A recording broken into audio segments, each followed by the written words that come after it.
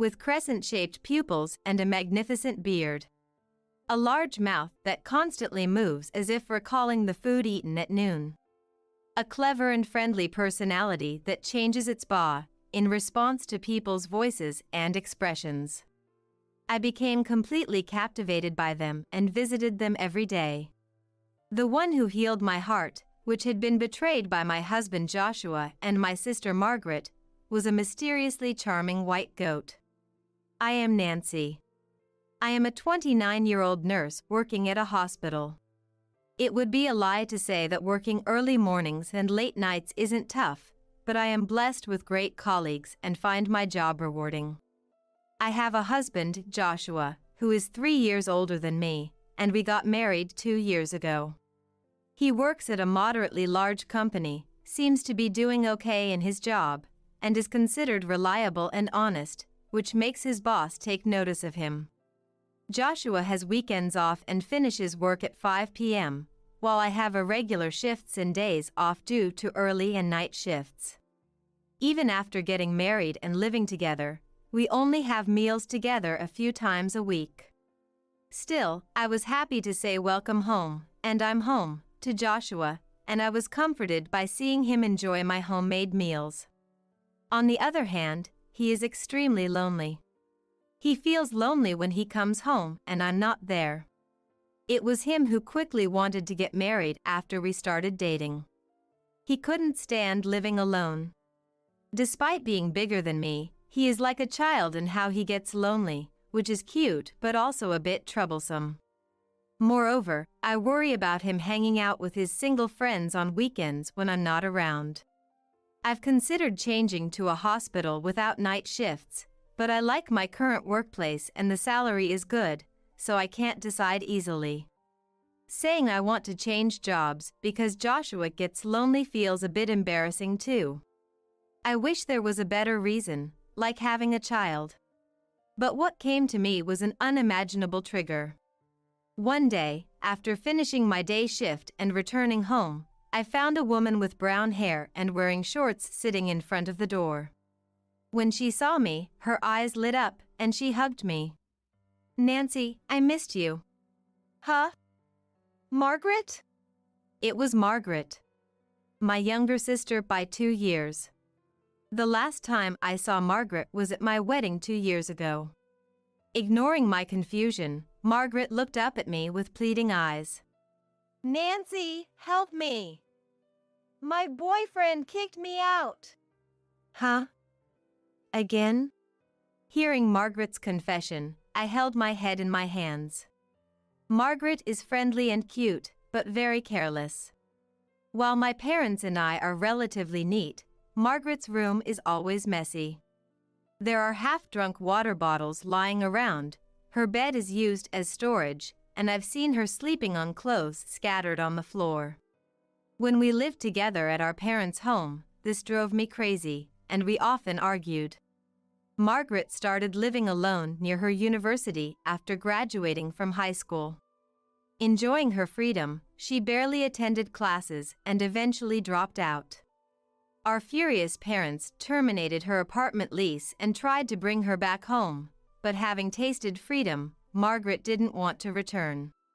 So she started living with boyfriends, working part-time jobs, and living carefree. Initially, her boyfriends would be smitten by cute Margaret and do everything for her, but her laziness and refusal to do housework would soon drive them away, and within a year, she would be kicked out. But she had a knack for sensing when she was about to be kicked out, and she'd usually find a new guy through swipe-based dating apps or parties, leaving before she was shown the door. However, sometimes she'd get kicked out unexpectedly, and during those times, she'd come crying to me, half forcing her way into my place until she found her next boyfriend. Even though I genuinely didn't want to get involved, I couldn't ignore the only sister I had, so I'd end up taking her in. After I got married, she started relying on our parents, and I thought I was finally free. But it seems even our parents reached their limit with her irresponsible lifestyle. With a furious look on his face, my dad told her, Don't come back until you have a steady job and can rent a place. They even took away the keys to our parents' house. Please, Nancy. I'm really in trouble. I'll find a new place soon. Just let me stay here until then. By new place, she meant finding a new boyfriend, of course. You can't, Margaret. Joshua is here now. It's time for you to stand on your own. I know. Just this once, I promise. No way. While I was struggling with Margaret's persistence, Joshua came home from work. I'm home. Huh? Who's this? Margaret's eyes lit up at Joshua's arrival. Joshua, help me. What? Young and cute Margaret flustered Joshua, making his face turn bright red. I had a bad feeling about this. I explained to Joshua that Margaret had broken up with her boyfriend and had nowhere to go, leaving out her habit of hopping from one man's house to another. I was too embarrassed to tell him about her irresponsibility. But perhaps that was a mistake, as Joshua seemed to sympathize with her. Why not? It's just for a little while. As expected, Joshua decided to let her stay. Yay! Joshua, you're the best. Margaret happily clung to Joshua's arm, and though he was surprised, he didn't seem to mind. Naturally, I panicked. I didn't want our precious life together to be invaded by the irresponsible sister. Wait, if we let her stay here, it won't help her in the long run. But she's in trouble. As her sister, you should help her. That may be true, but... Sure, I'm her sister. But does that mean I have to take her in no matter what? I wanted to argue, but I didn't want to disappoint the kind-hearted Joshua. It's only until she finds a new apartment, probably just a month. But I'm busy with work and hardly ever home. It'll be a big burden on you, Joshua. It'll be fine. She's not a child. She can take care of herself, right? Yeah, I won't be a bother. See? It'll be okay. Okay. It definitely wouldn't be okay. I knew it, but I didn't want to be the bad guy by saying no. So, reluctantly, I agreed to let Margaret stay for a month, on the condition that it was only for a month. Of course, this was a mistake. From that day, my life and relationship with Joshua began to change. To Joshua, Margaret was the perfect company for lonely nights and weekends. And for him, who only had brothers, Margaret's sweet, needy nature was irresistibly charming. On the other hand, Margaret, who neither works much nor has many friends, and has no awareness of being considerate towards me, clings to him, who dotes on her. I feel a sense of crisis as they get closer day by day, and even if I urge Margaret to find a room quickly. You're such a terrible sister to try and kick Margaret out. Joshua glares at me. Behind him, Margaret lives a luxurious, lazy life. Joshua pampers her, and since her livelihood is secured, she shows no sign of looking for a place or a man. I need to do something. But just at such times, the night shift staff is short, and I end up working through the night. I tried calling my parents to consult, but Grandma had collapsed, and they were too busy to take on any more stress. The promised month passed in no time, and 3 months after that. Joshua and Margaret naturally became intimate, and now Margaret even carries a life in her womb. It's your fault, always ignoring me for your work. The only one who really cared about me was my true love, Margaret. Holding Margaret's shoulder, he looks down at me with eyes full of hatred. Margaret gently strokes her belly and looks at me triumphantly. She took my home and my husband, and I was quickly left without a place to stay, handed settlement money out of pity. When Margaret gleefully told my parents about her pregnancy, my mom, realizing how terrible things had become for my marriage, fell into shock and took to her bed. My dad scolded her, but the punishment for a pregnant her was light. My in-laws apologized, but since his affair was with my family, it was hard to fully play the victim. I was exhausted, fed up with everything, and quit the job I supposedly loved. I returned to my hometown, nursing my endlessly apologetic mom, feeling as if my dad was avoiding me, and spent my days in a void. 1 month after returning home. As I began to think I needed to find a job here soon, a wedding invitation arrived from Margaret and Joshua. The wedding was set for right after the baby was born. Nancy, you're invited too. If you bless our happiness, he'll forgive you for what you did. So make sure you come.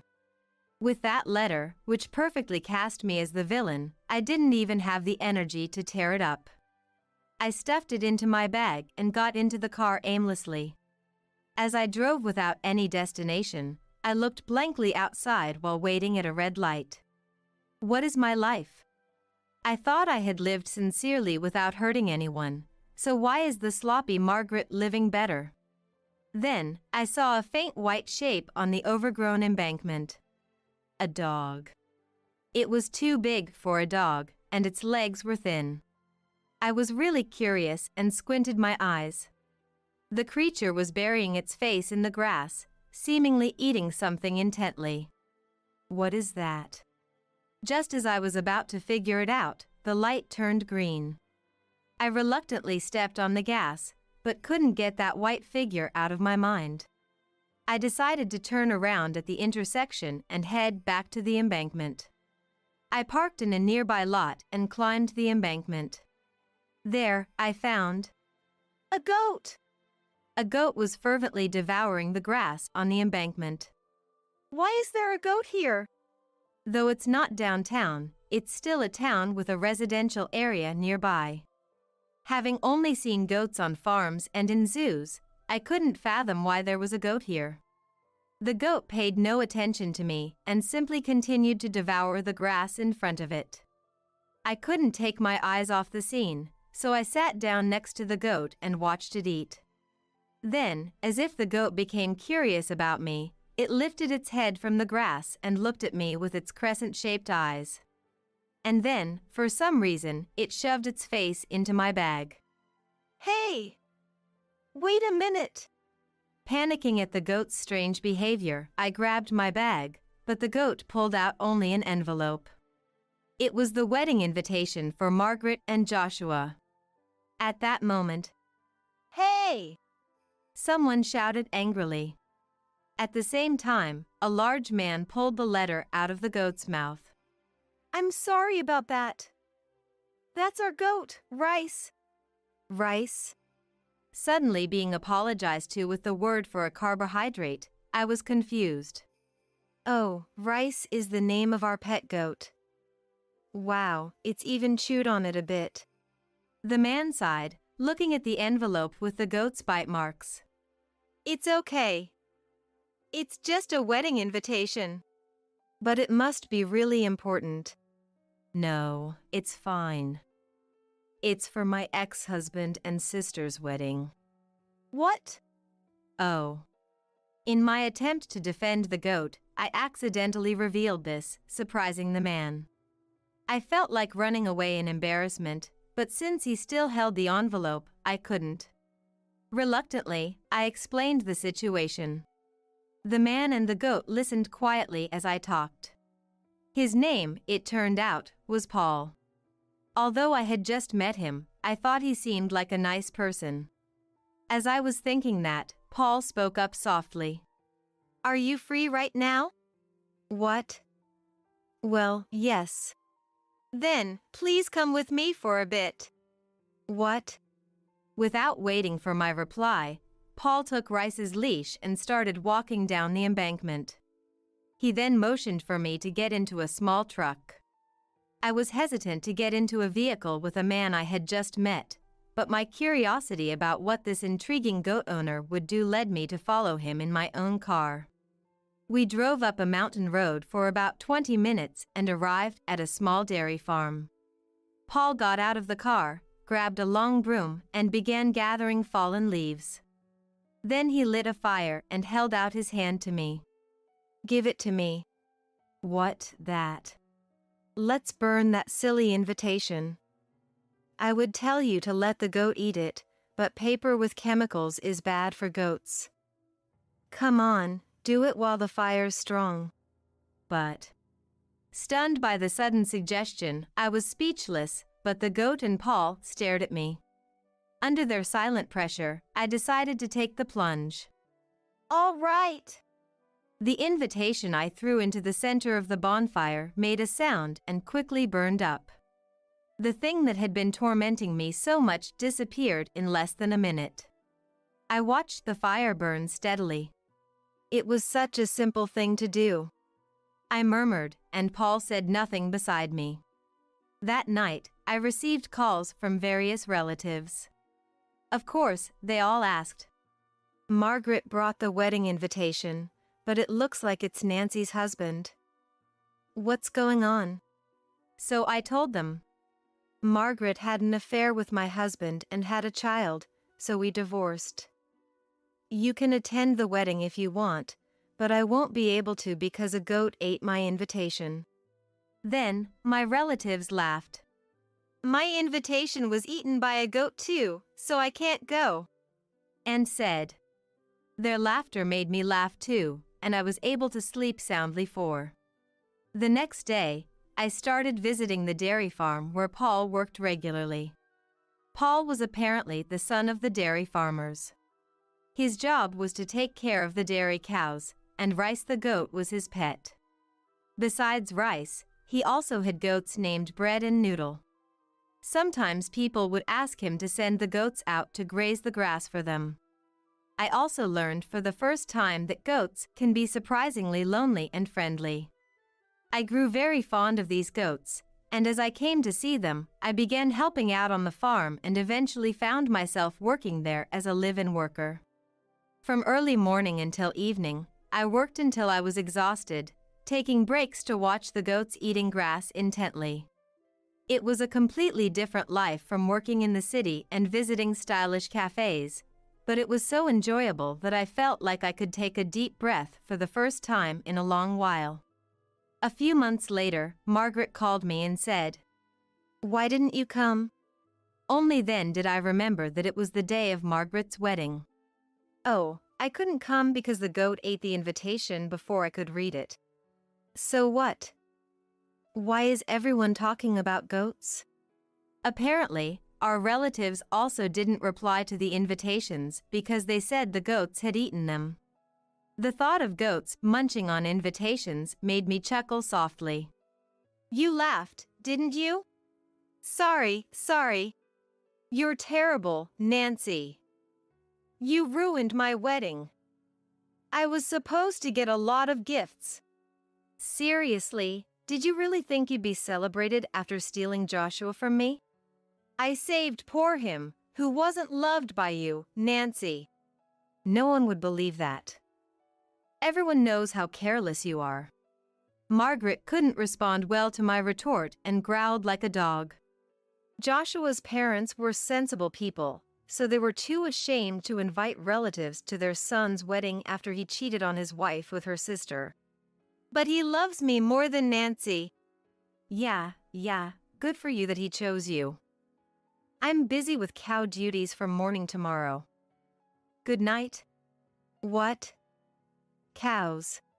Ignoring Margaret's confusion over the sudden mention of cows, I quickly ended the call. Then I turned off my mobile phone and started getting ready for bed. Margaret and Joshua's betrayal, which had shocked me so much, now seemed utterly unimportant. More importantly, the cows and goats waiting for me early the next morning were much more precious. The next day, after finishing my morning chores and having breakfast, I turned on my mobile phone to find a slew of missed calls from Margaret and Joshua.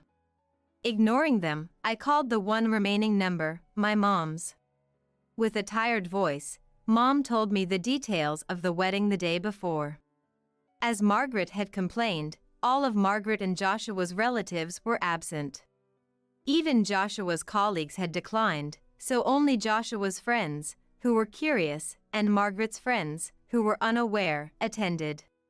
Margaret had few female friends and quickly got into relationships with men, so she had to reach out to people with thin connections, like former classmates from middle school, to gather enough people. These friends or classmates became uncomfortable when they learned Margaret had a shotgun wedding after cheating on her sister's husband. They stayed away from her, ate their meals silently, and quickly left. The tables were left with heaps of food and gifts, and even after changing dresses and cutting the cake, no one took a single photo. Her letter to her family and the bouquet presentation to her parents were both rejected by Margaret and Joshua's parents, leaving the wedding in an awkward state. The wedding felt more like a funeral, and with a $30,000 deficit, Margaret lost her mind. She turned to her parents for help. "We've fulfilled our duty as parents. Now, you need to handle the rest on your own." And they left her to deal with it. "I wish a goat would eat up my ties with Margaret." Mom chuckled. While I believe parents have a responsibility, Margaret is an adult woman. It's not right for her parents to keep taking responsibility for her. When I suggested this, her parents decided to cut ties with her. A year later, I was cleaning the barn when a rental car pulled into the parking lot. Thinking they might have mistaken it for a tourist farm, I approached. "Are you really working in a place like this?" "Nancy." "Long time no see." "Margaret, Joshua." Two faces I didn't want to see in my haven emerged from the rental car. "Why are you here?" "I asked Mom to tell me where you live, but she wouldn't. So when she wasn't home, I sneaked in and found an address on a delivery slip." "Lucky me." "That's breaking and entering." "Don't be ridiculous. It's my parents' house." "That's the kind of relationship you have to sneak in." When I laughed, her expression vanished. "It's your fault, Nancy. You're the one making me look like the bad one." "Calm down, Margaret." Joshua gently stopped Margaret from grabbing me. Then he spoke to me. "Hey, Nancy. I'm sorry. You quit nursing because you were heartbroken after I left you, right?" "What?" "That's why you're doing this dirty, smelly job. You can't do anything without your nursing license, can you?" "What? What is this guy talking about? His misunderstanding is ridiculous." "I chose this job because I wanted to." "You don't have to be stubborn. I understand everything. So, come back." "What? Come back?" What does he mean by that? He isn't even divorced from Margaret. "Are you saying you want to get back together?" "What about Margaret?" "Margaret is my wife. You can be my mistress." "What?" "We talked about it. Margaret felt sorry for you, crying alone, so we thought we'd include you. Margaret needs help with the kids and the housework. Of course, you can go back to nursing. You get to be with me, and you can quit this job. It's perfect, right?" It's hard to share Joshua, whom I love, but he says I'm his number one, so I'll give you a little of him. "Oh, Margaret, how generous of you." Joshua looked at Margaret with delight. Was he always this crazy? Or did he go mad being with Margaret? No, maybe he was like this all along. I can't believe I was once married to this man. "Nancy?" Joshua and Margaret trembled as I suddenly laughed like a broken toy. After laughing, I looked at Joshua with a straight face. "Are you two an idiot? Huh? I thought you were a better person, but you're this stupid? I'm so glad I divorced you." Huh? Huh? Joshua and Margaret looked at each other.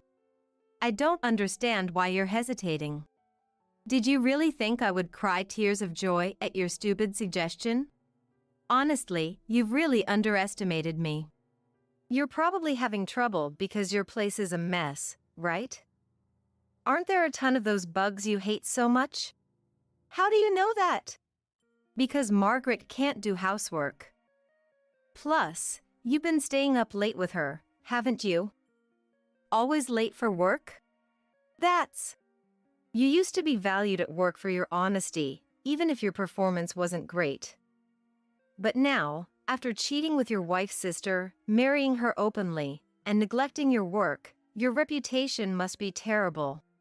He is sweating, having hit a nerve. You're the one regretting letting me go, aren't you? Too bad, because I'm having the time of my life now. No way, not when you're working in a place like this. I don't know why you're looking down on me, but taking care of you and Margaret was way less fulfilling. Plus, I have a boyfriend here whom I absolutely adore. A boyfriend? Joshua is shocked again. You're already seeing someone, right after the divorce? Your current wife stole my husband a month after breaking up with him. He is at a loss for words. Unable to rely on Joshua, Margaret loses it. Just come home already. Mom doesn't help with anything, and my mother-in-law only dotes on the kids while treating me like an enemy. I need you to clear things up, Nancy. That's all your own fault. I haven't done anything wrong. It's all because you aren't kind. She raises her hand towards me. But before she can swing it down, she loses her balance and falls. Margaret? What? A goat? Rice. It seems Rice, who appeared out of nowhere, pulled on Margaret's pristine white dress, causing her to trip. Margaret and Joshua are both stunned by the sudden appearance of the goat. Good job, Rice. You protected me. What are you talking about? Joshua, help me already. Whoa! As Joshua grabs Margaret's hand, he loses his balance and falls too. This causes Margaret to fall face first into the ground as well. Bread! Noodle! The two goats look at us while chewing on Joshua's shirt. Both of them are now covered in mud from the wet ground. What is this? What is this? Rice looks into Margaret's face as she screams. Seeing the goat's long, horizontal pupils and prominent teeth up close, she's completely terrified. Come to think of it, Margaret has been afraid of animals ever since she was chased by a sheep on a rooftop years ago. Stop it! Don't eat me! Margaret pleads with Rice, her face pale. Go ahead, Rice, eat her. You must be hungry, right? Of course, Rice responds obediently but has no intention of eating her. However, Margaret is so panicked she can't move. Help me! Someone help me! Margaret clings desperately to Joshua's neck, making him groan in pain. Somehow, the two of them manage to get to the rental car and try to drive off, but they step on the wrong pedal and crash into a pile of cow manure. The rental car is now filthy and smells horrible, inside and out. Without even realizing it, the two frightened people rushed out of the dairy farm. Rice, bread, noodle.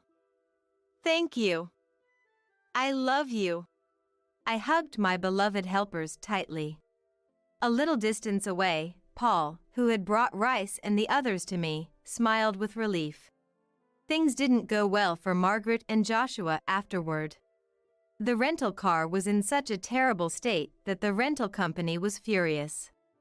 They demanded that it be bought because it was no longer usable. Already in debt from the wedding and having paid me compensation, this must have been a severe blow. Moreover, Margaret was incapable of managing the household finances, and yet Joshua, not thinking, handed over his salary to Margaret because I had been managing it before, so they had no savings. In fact, They were in a situation where they were paying off one debt with another due to missed credit card payments. Joshua finally woke up and demanded a divorce from her. Margaret, desperate not to be abandoned, tore up the divorce papers Joshua brought, sometimes even eating them like a goat. He wanted to escape, but with no place left for him at work or at his parents' home, he had no choice but to return to Margaret. The only solace was that his parents were taking care of the children. Joshua's brother and his wife, who had no children, were even discussing adopting them. The children were innocent, and I hoped they could find happiness. Margaret and Joshua each separately pleaded, "Help me!" or, "It's his fault. I'm not to blame." But perhaps traumatized by the goats, they never set foot in the dairy farm. And so, I managed to secure peaceful and happy days. "Rice, your beard is splendid today too." Paul laughed as he watched me play with the goats again. "Nancy, you really love Rice, don't you?" "Of course, Rice is my savior." "I'm kind of jealous." His slightly pouting face was adorable, and I moved a little closer. "Of course, I'm grateful to you too, Paul. I am living vibrantly now because of him." "Well, I'd like to get an answer soon." His thick fingers touched mine. Wanting to respond to that warmth, I held his large hand tightly. Rice bleated shortly as if teasing our closeness. "Hey! Where the hell have you been?" James shouted at Emily, his voice filled with impatience and annoyance. "I went to buy the things you asked for, remember?"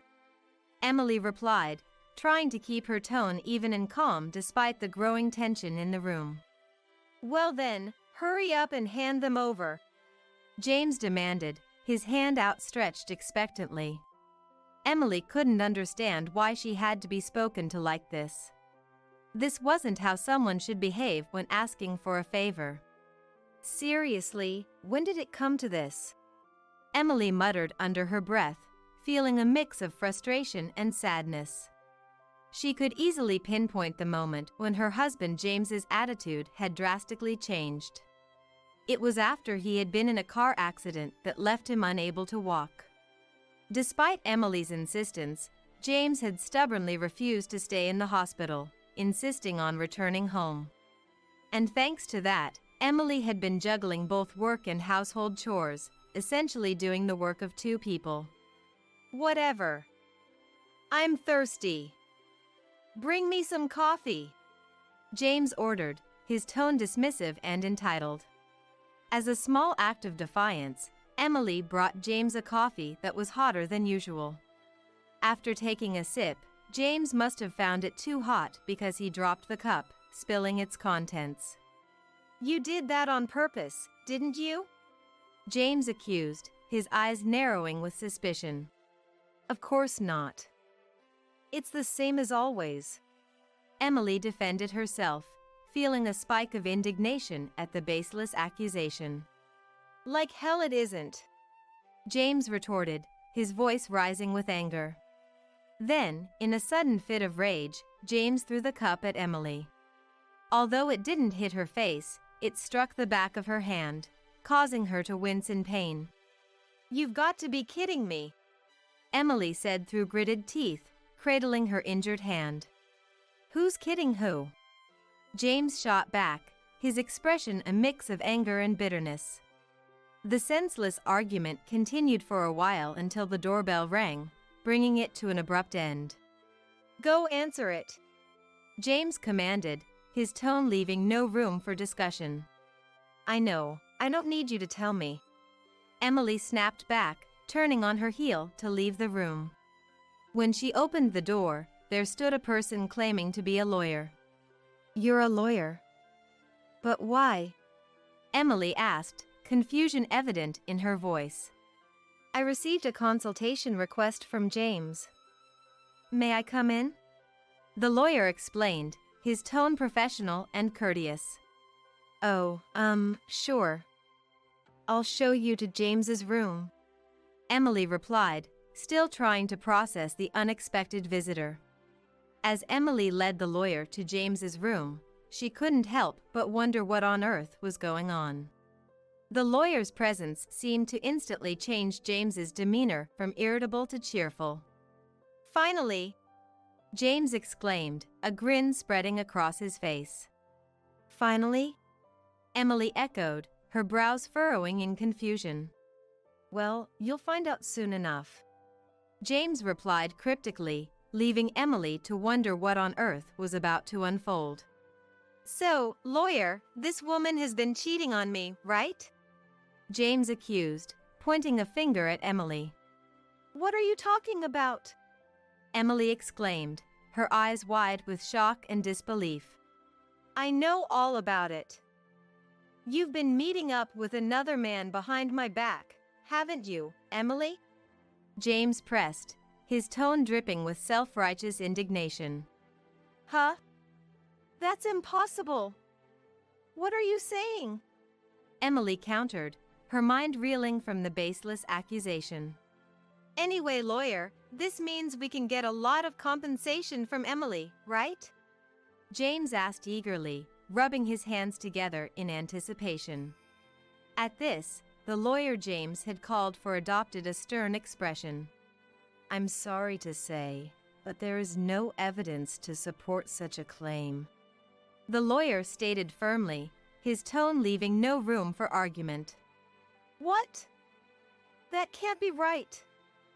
I mean, James sputtered, his confidence faltering. "You what? Are you going to say you saw it with your own eyes?" Emily challenged, her anger rising to match James's earlier accusation. Well, yes. I saw it with my own eyes," James insisted, though his voice lacked conviction. "But that doesn't make sense, does it?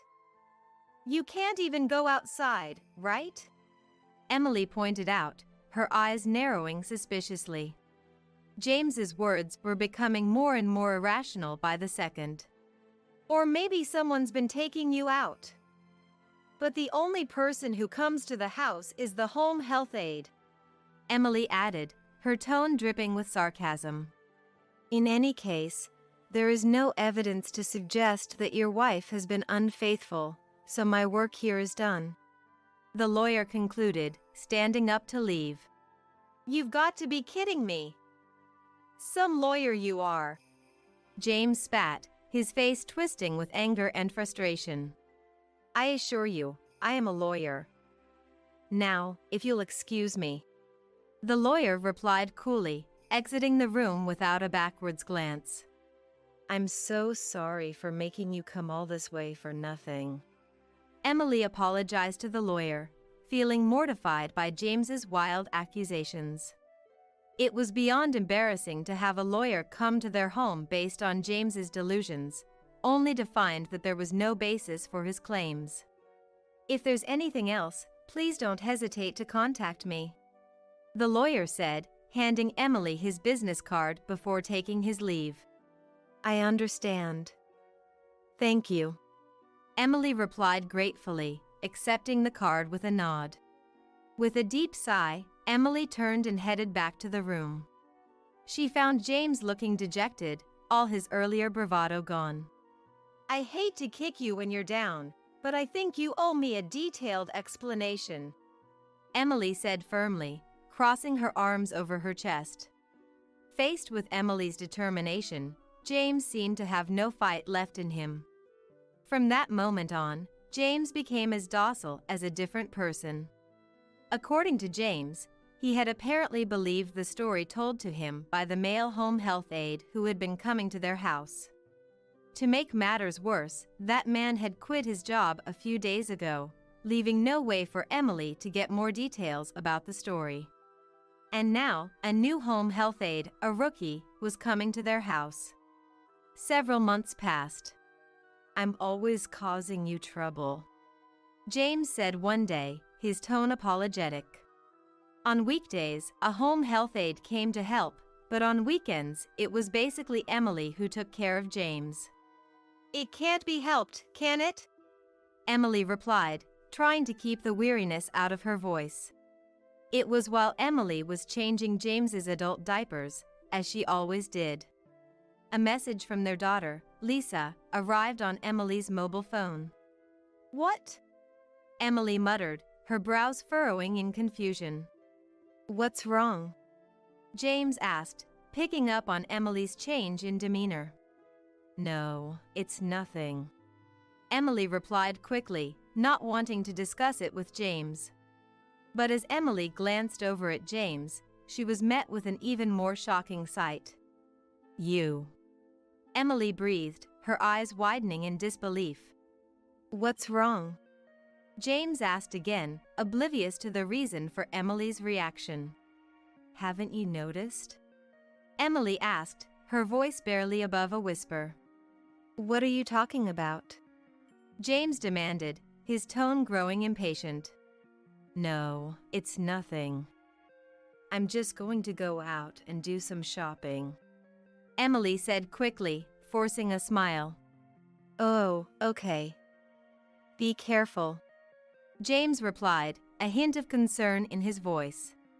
As soon as Emily left the house, she immediately called Lisa. "That was..." Emily began, her voice trailing off as she struggled to find the words. "Did you see it? I took that photo the other day. I was so surprised, I just had to take a picture." "That's definitely Dad, right?" Lisa asked, her tone a mix of disbelief and urgency. "Yeah, it is," Emily confirmed, her heart sinking at the realization. "But that's not all. I've been doing some digging, and..." Lisa continued, her voice growing more serious with each word. Hearing this, Emily couldn't sit still any longer and immediately headed to the nearest police station. This was too big for me to handle on my own. The situation had escalated beyond my control. "I'm going to the police station right now," Emily declared, her voice filled with determination. "Then I'll go too," Lisa offered, her tone equally resolute. "Are you sure?" Emily asked, touched by her daughter's support. "I think things will go more smoothly if I'm there. So, I'll see you at the police station," Lisa replied, her words filling Emily with a sense of strength and unity. Emily was incredibly grateful for Lisa's cooperation. What was about to begin wasn't just a simple act of revenge. It was a furious retribution. It went without saying what would happen to James now. "I'm Emily, 52 years old, and I recently divorced James, who was the same age as me." The reason for the divorce was James, but even now, looking back, I truly believe he was the worst man imaginable. He was a good person when he was younger, though. I mused, my thoughts drifting back to the early days of our relationship. James and I had joined the same company at the same time and were colleagues. We were both in sales and had a rivalry that pushed us to be better. We were always competing for the top sales performance. "Damn it! I lost again this time. I was pretty confident, too," James would say, his frustration evident in his voice. "Well, I could say the same," I would reply, equally disappointed but determined to do better next time. "Can't you let me have first place once in a while?" James would ask, a hint of a smile tugging at the corners of his mouth. "I wonder if you'd even be happy if I let you have it," I would muse, my tone teasing. At this, James would adopt a thoughtful expression. Maybe I wouldn't be happy? My pride probably wouldn't allow it anyway," he would admit, his competitive nature shining through. "That's what I thought you'd say," I would reply, a grin spreading across my face. Seeing our interactions, our colleagues would always gossip about when we were going to start dating. But we were the epitome of taking things at our own pace. Work always came first, and we didn't have much interest in being boyfriend and girlfriend. A change came for us when I was 28 years old. It was when I went back to my hometown for the first time in a while. Emily, you're already 27, right? How are things going? My dad asked, his tone a mix of concern and curiosity. How are things going? I echoed, not quite understanding what he meant. Marriage. I'm talking about marriage. He clarified, his expression growing more serious. Well, how am I supposed to get married when I don't even have a partner? I replied, trying to keep my tone light despite the growing tension. Hearing this, Dad just sighed and went back to his room. I'm sorry. But try to understand Dad's feelings too. You don't have any siblings, Emily, so he's probably just worried. Mom said gently, her eyes filled with understanding.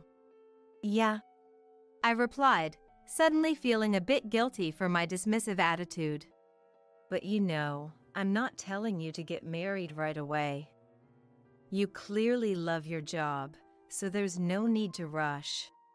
Mom added, her words providing a measure of comfort. Even though Mom said that, the conversation lingered in my mind long after I returned home. If I thought about a future where I never got married and lived alone forever, it scared me a little. The only thing waiting for me down that path was a lonely death. That was something I absolutely wanted to avoid. And then, one day during lunch break. Actually, I went back to my hometown the other day. They asked me when I'm getting married. But when I said I had no plans, they gave me a blatantly disgusted look. James confided, his tone a mix of frustration and resignation. I was told the same thing recently. The nuance was different, but it was pretty much the same thing. I replied, commiserating with his experience. Seriously? James asked, his eyes widening in surprise. Seriously. I confirmed, a wry smile tugging at the corners of my mouth. We laughed together, then looked at each other. Why don't we try dating? We're pretty similar, so I think we'd get along well. James suggested, his tone a mix of nervousness and excitement. I was actually thinking the same thing. I admitted, feeling a flutter of anticipation in my chest. I can't imagine getting married right away, so let's start with a trial period. If it doesn't work out, we can just go back to how we were before. James proposed, his pragmatic approach putting me at ease. That makes sense. I agreed, feeling a sense of relief at the thought of taking things slow. And so, we decided to start dating with a trial period. For now, we settled on a period of 3 months. Even so, it was ultimately a temporary relationship, so we agreed that it was okay to prioritize our own circumstances.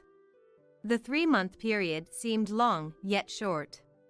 Our tendency to prioritize work above all else was likely a contributing factor.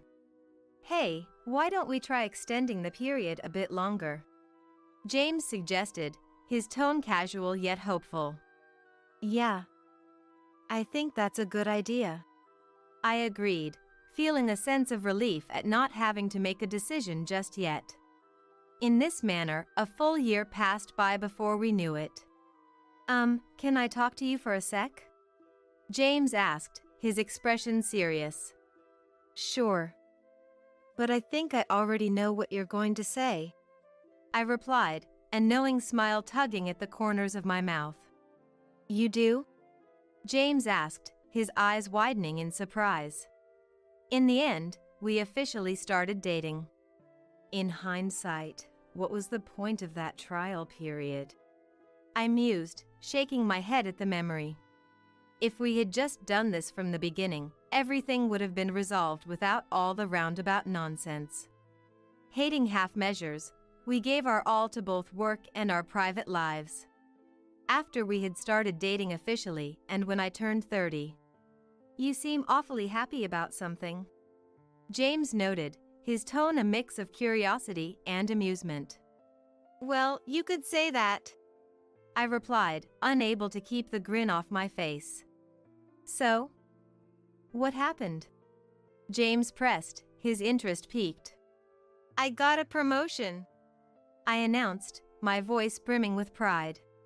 What? James asked, his jaw dropping in surprise. So, I'm getting promoted, I repeated, savoring the moment. That's amazing, James stammered, clearly taken aback by the news. Given James's prideful nature, I had expected him to react with displeasure, but that wasn't the case at all. Our relationship was going smoothly, and before we knew it, we were about to turn 31. On a certain holiday morning, James said, "Marry me." He took a small box out of his pocket as he spoke. When did you get that? I exclaimed, my eyes widening in surprise. Well, I found the right moment, James replied, a mischievous grin spreading across his face. Can I open it? I asked, my heart racing with anticipation. Of course, James said, his tone gentle and encouraging. When I opened the box, there was a ring adorned with a beautiful diamond. Thank you, I exclaimed, throwing my arms around James in a tight embrace. Having accepted the proposal, I immediately went to greet my parents. The greetings with my future parents-in-law also went smoothly, and our married life was about to begin. However, a problem arose at this point. Somehow, James had quit his job. Why? I asked, my brows furrowing in confusion. I'm sorry, but there's something I really want to do, James explained, his tone apologetic yet determined. Something you want to do? I echoed, not quite understanding. I've always admired engineers, James admitted, his eyes shining with excitement. But I've never heard you mention that before, I pointed out, feeling a bit blindsided by this sudden revelation. Well, I never told anyone. I've saved up a decent amount of money, so it'll work out somehow. Oh, and keep this a secret, okay? James requested, his tone conspiratorial. And so, our newlywed life, fraught with challenges, began. Quitting the company seemed to be a sudden decision, and apparently, James had told his boss that it was to take care of his parents. I was also asked various questions, but for now, I had no choice but to go along with what James had said.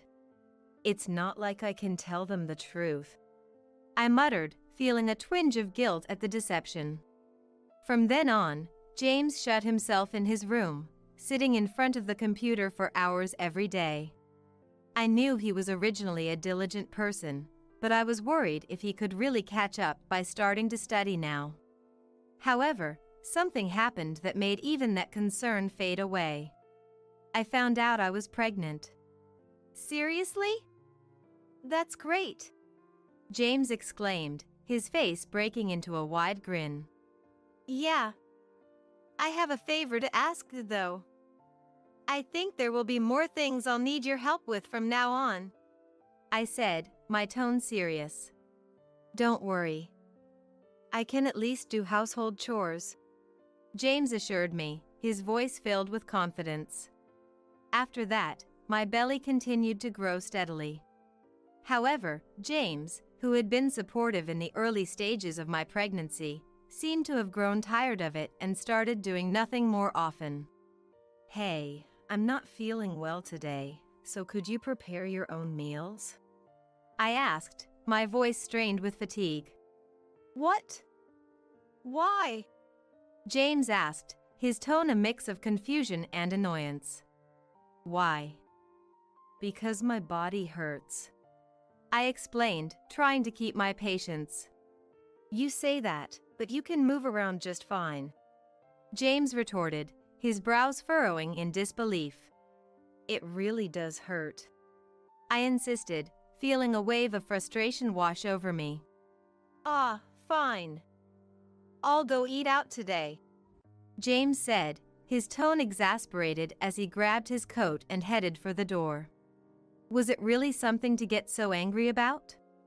In the end, I waited for the time of delivery while taking care of most of my personal matters myself.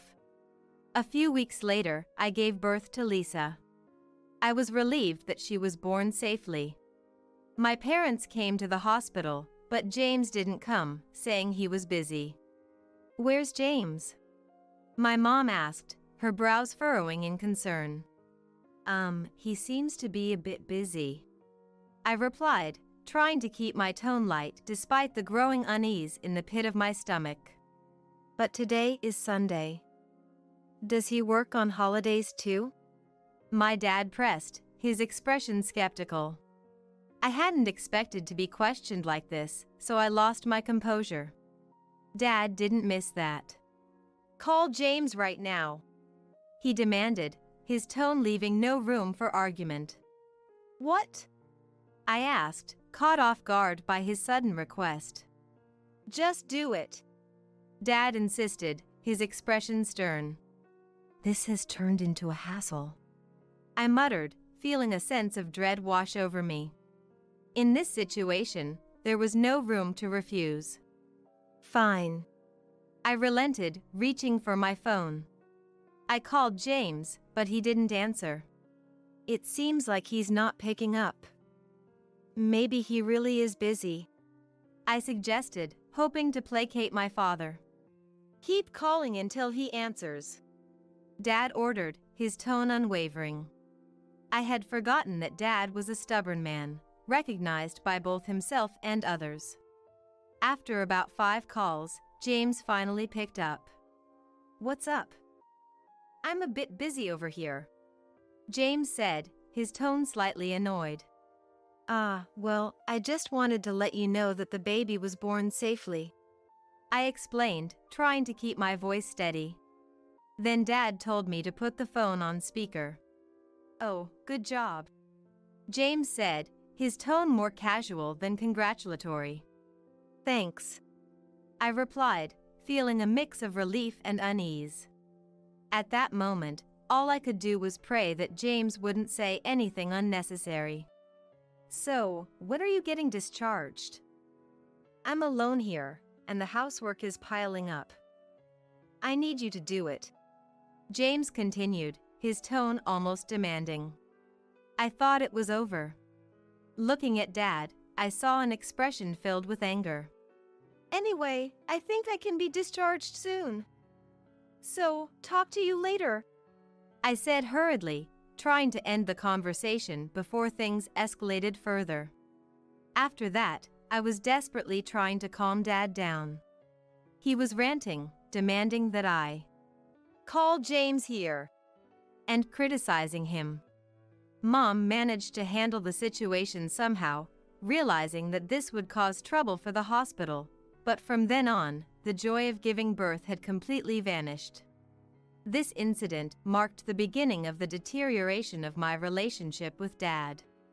In the end, after visiting my parents' home when Lisa was in preschool, I never went back. As for James, he managed to find a job 6 months after I gave birth to Lisa. "I'm glad you found a job," I said, feeling a sense of relief wash over me. "Well, I studied hard, even sacrificing sleep," James replied, a hint of pride in his voice. I think James was somewhat energetic until Lisa entered elementary school. However, that too came to an end due to James's selfish behavior. "No way! Again!" I exclaimed, feeling a wave of disbelief and frustration wash over me. Well, the work itself was enjoyable. But, I just didn't fit in with the company, or rather, I realized it too late. James explained, his tone almost nonchalant.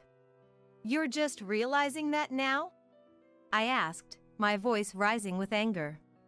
"Don't get so angry," James said, his tone defensive. "Of course I'm going to get angry," I retorted, feeling my patience wearing thin. James had become unemployed again. I wanted to talk to someone about this, but since I had become estranged from my parents, I couldn't rely on them. But even so, I had allies. It was my parents-in-law. They were very warm, had excellent personalities, and were truly admirable people. I couldn't help but wonder how someone like James could have been raised by such wonderful people. However, even that life quickly came to an end. It happened suddenly. It was when Lisa was in 9th grade. Around this time, James had given up on working for a company and was working as a freelancer on a small scale. "My parents died," James said, his voice devoid of emotion. "What? Stop joking around like that," I replied, not wanting to believe what I had just heard. "Why would I need to lie about something like that?" James asked, his tone growing defensive. "How could this happen?"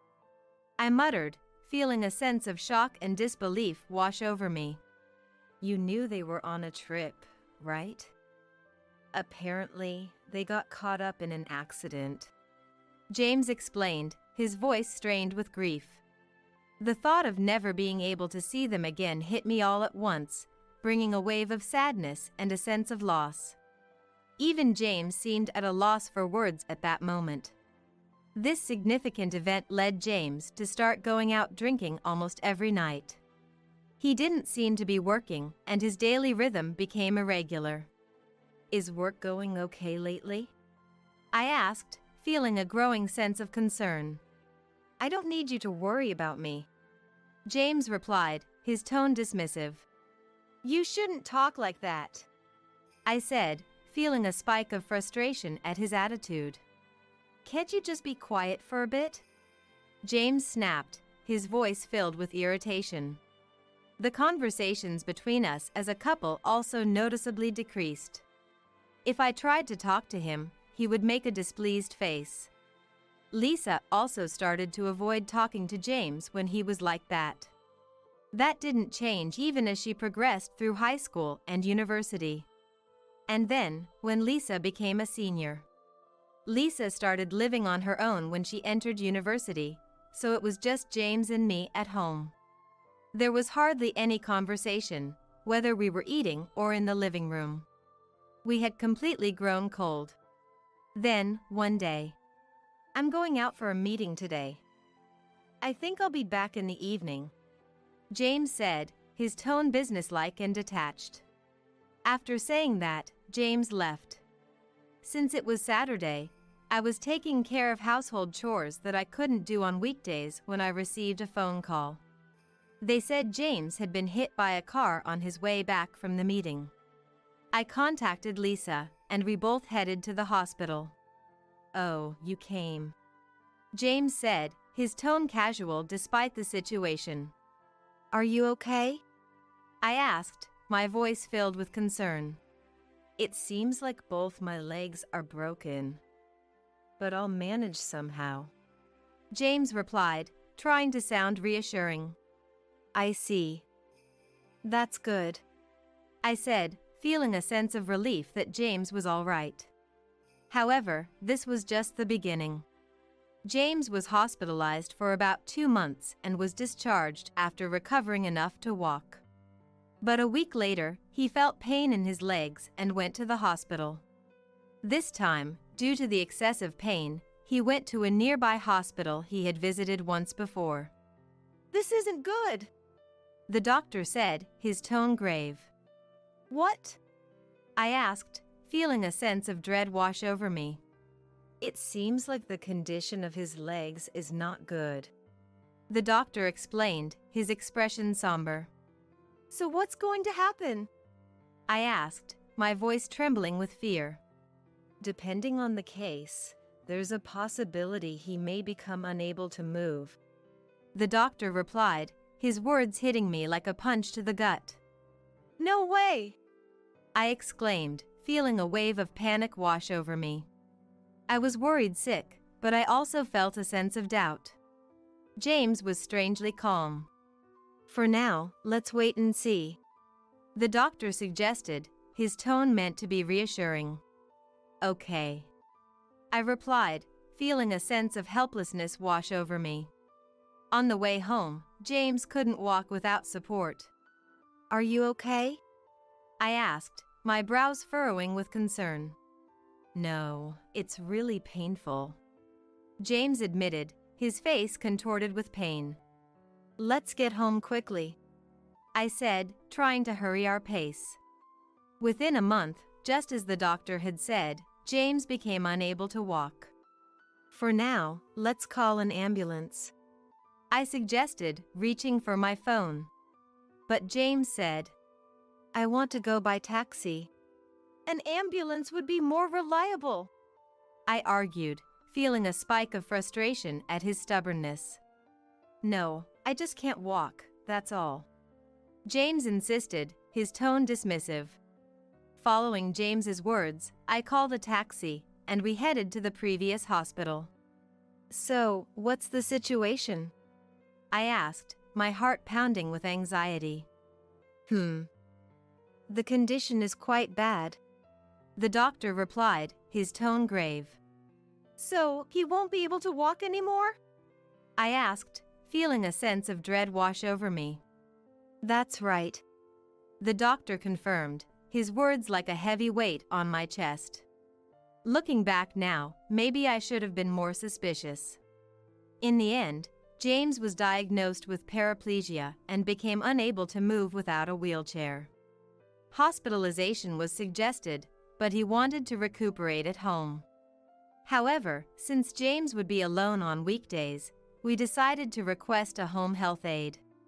One was a man in his 30s, and the other was a young woman in her early 20s who was still in training. One day, while living like this, Hey! Where the hell have you been? James shouted, his tone accusatory and angry. I went to buy the things you asked for, didn't I? I replied, trying to keep my tone even despite the growing tension. Then hurry up and hand them over, James demanded, his hand outstretched expectantly. Why did I have to be spoken to like this? This wasn't the attitude of someone asking for a favor. Seriously, when did it come to this? I muttered, feeling a mix of frustration and sadness. It was because he had been in a car accident and lost the ability to walk. James, who hated being hospitalized, selfishly said, I want to go home. Thanks to that, I had been doing the work of two people, both my job and household chores. Whatever. I'm thirsty. Bring me some coffee, James ordered, his tone dismissive and entitled. As a small act of resistance, I brought James coffee that was hotter than usual. After taking a sip, James must have found it too hot because he dropped the cup. You did that on purpose, didn't you? James accused, his eyes narrowing with suspicion. Of course not. It's the same as always, I defended myself, feeling a spike of indignation at the baseless accusation. Like hell it isn't, James retorted, his voice rising with anger. Then, James threw the cup at me. It didn't hit my face, but it struck the back of my hand, causing me to wince in pain. You've got to be kidding me, I said through gritted teeth, cradling my injured hand. Who's kidding who? James shot back, his expression a mix of anger and bitterness. The unreasonable argument continued for a while, but it came to an end when the doorbell rang. Go answer it, James commanded, his tone leaving no room for discussion. I know, I don't need you to tell me, I snapped back, turning on my heel to leave the room. Then, the person who appeared claimed to be a lawyer. You're a lawyer? But why? I asked, confusion evident in my voice. I received a consultation request from James. May I come in? The lawyer explained, his tone professional and courteous. Oh, sure. I'll show you to James's room, I replied, still trying to process the unexpected visitor. I led the lawyer to James's room, but I had no idea why this was happening. Upon seeing the lawyer, James, who had been irritated until just a moment ago, broke into a smile. Finally, James exclaimed, a grin spreading across his face. finally?" I echoed, my brows furrowing in confusion. "Well, you'll find out soon enough," James replied cryptically, leaving me to wonder what on earth was about to unfold. "So, lawyer, Emily has been cheating on me, right?" James accused, pointing a finger at me. "What are you talking about?" I exclaimed, my eyes wide with shock and disbelief. "I know all about it. You've been meeting up with another man behind my back, haven't you, Emily?" James pressed, his tone dripping with self-righteous indignation. "Huh? That's impossible. What are you saying?" I countered, my mind reeling from the baseless accusation. "Anyway, lawyer, this means we can get a lot of compensation from Emily, right?" James asked eagerly, rubbing his hands together in anticipation. At this, the lawyer James had called for adopted a stern expression. "I'm sorry to say, but there is no evidence to support such a claim," the lawyer stated firmly, his tone leaving no room for argument. "What? That can't be right. I mean, James sputtered, his confidence faltering. You what? Are you going to say you saw it with your own eyes?" I challenged, my anger rising to match James's earlier accusation. Well, yes. I saw it with my own eyes." James insisted, though his voice lacked conviction. "But that doesn't make sense, does it? You can't even go outside, right?" I pointed out, my eyes narrowing suspiciously. James's words were becoming more and more irrational by the second. "Or maybe someone's been taking you out. But the only person who comes to the house is the home health aide," I added, my tone dripping with sarcasm. "In any case, there is no evidence to suggest that your wife has been unfaithful, so my work here is done," the lawyer concluded, standing up to leave. "You've got to be kidding me. Some lawyer you are." James spat, his face twisting with anger and frustration. "I assure you, I am a lawyer.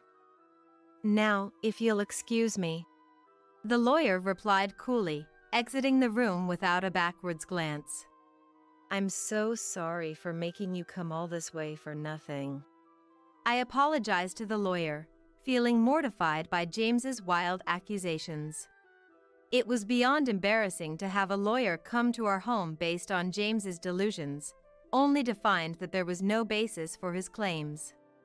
"If there's anything else, please don't hesitate to contact me," the lawyer said, handing me his business card before taking his leave.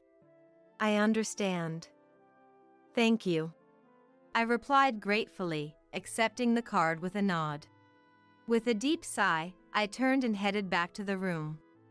I found James looking dejected, all his earlier bravado gone. "I hate to kick you when you're down, but I think you owe me a detailed explanation," I said firmly, crossing my arms over my chest. Faced with my determination, James seemed to have no fight left in him. From that moment on, James became as docile as a different person. According to James, he had apparently believed the story told to him by the male home health aide who had been coming to our house. To make matters worse, that man had quit his job a few days ago, leaving no way for me to get more details about the story. And now, a new home health aide, a rookie, was coming to our house. Several months passed. "I'm always causing you trouble," James said one day, his tone apologetic. On weekdays, a home health aide came to help, but on weekends, it was basically me who took care of James. "It can't be helped, can it?" I replied, trying to keep the weariness out of my voice. It was while I was changing James's adult diapers, as I always did. A message from our daughter, Lisa, arrived on my mobile phone. "What?" I muttered, my brows furrowing in confusion. "What's wrong?" James asked, picking up on my change in demeanor. "No, it's nothing." I replied quickly, not wanting to discuss it with James. But as I glanced over at James, I was met with an even more shocking sight. "You." I breathed, my eyes widening in disbelief. "What's wrong?" James asked again, oblivious to the reason for my reaction. "Haven't you noticed?" I asked, my voice barely above a whisper. "What are you talking about?" James demanded, his tone growing impatient. "No, it's nothing. I'm just going to go out and do some shopping," I said quickly, forcing a smile. "Oh, okay. Be careful," James replied, a hint of concern in his voice. As soon as I left the house, I immediately called Lisa. "That was..." I began, my voice trailing off as I struggled to find the words. "Did you see it? I took that photo the other day. I was so surprised, I just had to take a picture. That's definitely Dad, right?" Lisa asked, her tone a mix of disbelief and urgency. "Yeah, it is," I confirmed, my heart sinking at the realization. "But that's not all. I've been doing some digging, and..." Lisa continued, her voice growing more serious with each word. Hearing this, I couldn't sit still any longer and immediately headed to the nearest police station. This was too big for me to handle on my own. The situation had escalated beyond my control. "I'm going to the police station right now," I declared, my voice filled with determination. "Then I'll go too," Lisa offered, her tone equally resolute. "Are you sure?" I asked, touched by my daughter's support. "I think things will go more smoothly if I'm there. So, I'll see you at the police station," Lisa replied, her words filling me with a sense of strength and unity. I was incredibly grateful for Lisa's cooperation. What was about to begin wasn't just a simple act of revenge. It was a furious retribution. When I arrived at the police station, I told them that James had been lying about not being able to walk. I reported that he had been fraudulently receiving medical expenses from the insurance company. How did I realize this? First, it was the photo Lisa had sent me. In it, there was James, walking boldly with the young female home health aide. "I see. He's definitely walking normally in this," the police officer noted, his brows raised in surprise. While this photo alone was decisive evidence, I had also noticed James's toes moving when they shouldn't have, as I was changing his adult diapers. Why hadn't I noticed it sooner? "But we can't just arrest him right away, can we?" I asked, feeling a mix of frustration and uncertainty. "You're right," the officer agreed, nodding his head in understanding. "We'll make a decision after conducting a thorough investigation on our end," he explained, his tone professional and reassuring. "I understand. In that case, I'll also consult with a lawyer," I replied, already forming a plan in my mind. "If you're going to take action quickly, that might be a good idea," the officer advised, his words filling me with a sense of determination. Lisa and I left the police station. "But do you have a lawyer in mind?" Lisa asked, her brows furrowing with concern. "Don't worry about that," I replied, a hint of a smile tugging at the corners of my mouth. I took out a business card from my wallet. Then I immediately made an appointment. It was to return the favor to James for what he had done to me before. We went straight to the law office and explained the situation. They said they would take action right away. "Leave it to us. We will definitely meet your expectations," the lawyer assured me, his tone confident and resolute. "Thank you very much," I replied, feeling a sense of relief wash over me. After parting ways with Lisa for the time being, I returned home. "You're late," James shouted, his tone accusatory and angry. "The supermarket was a bit crowded. I explained, trying to keep my voice even despite the growing tension. Hurry up and prepare the food, James demanded, his entitlement as strong as ever.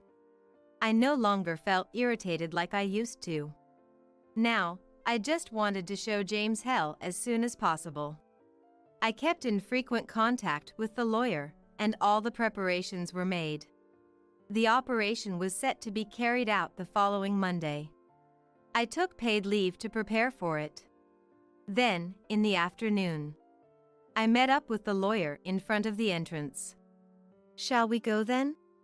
The lawyer asked, his tone businesslike and determined.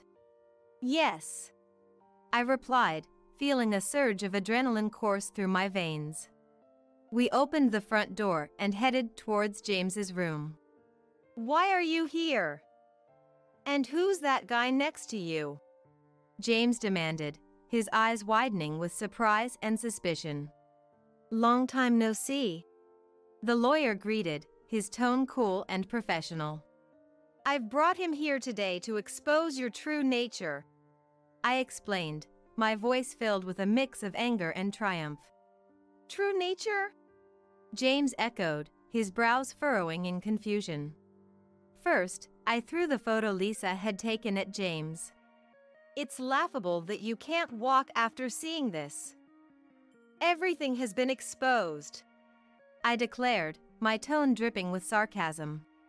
I'm sorry to say, but we've investigated everything, including that person over there. First, her name is Susan, and she's 24 years old. The lawyer revealed, his words hitting James like a punch to the gut.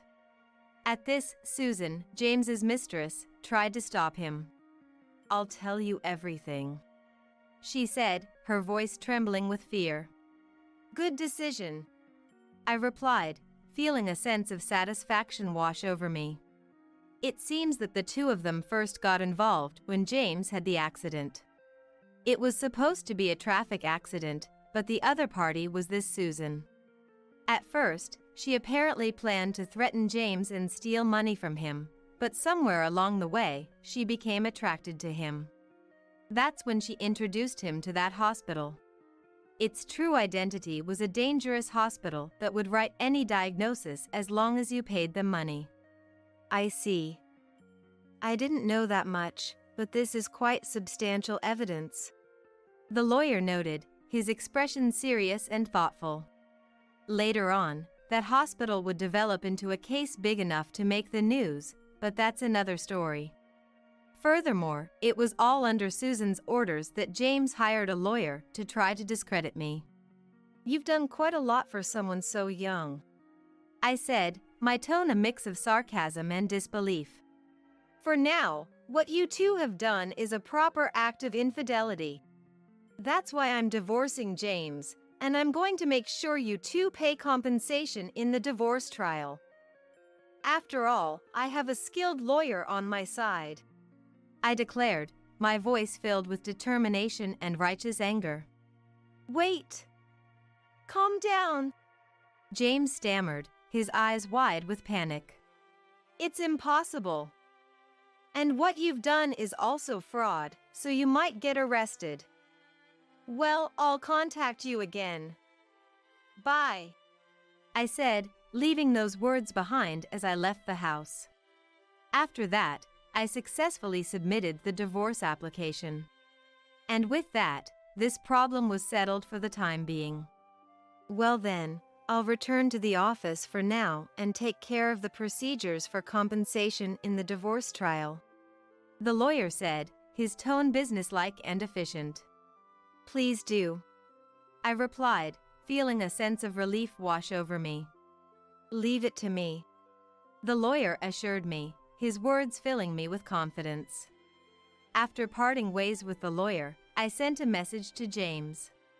Then, immediately, a call from James. Of course, I didn't answer that call. There were a lot of voice messages left, so I tried listening to one of them, and it was all about things I didn't care about, like, I don't want to pay compensation in the divorce trial, and I can't get in touch with Susan. About 6 months passed since then. Lisa successfully graduated from university and started a new life.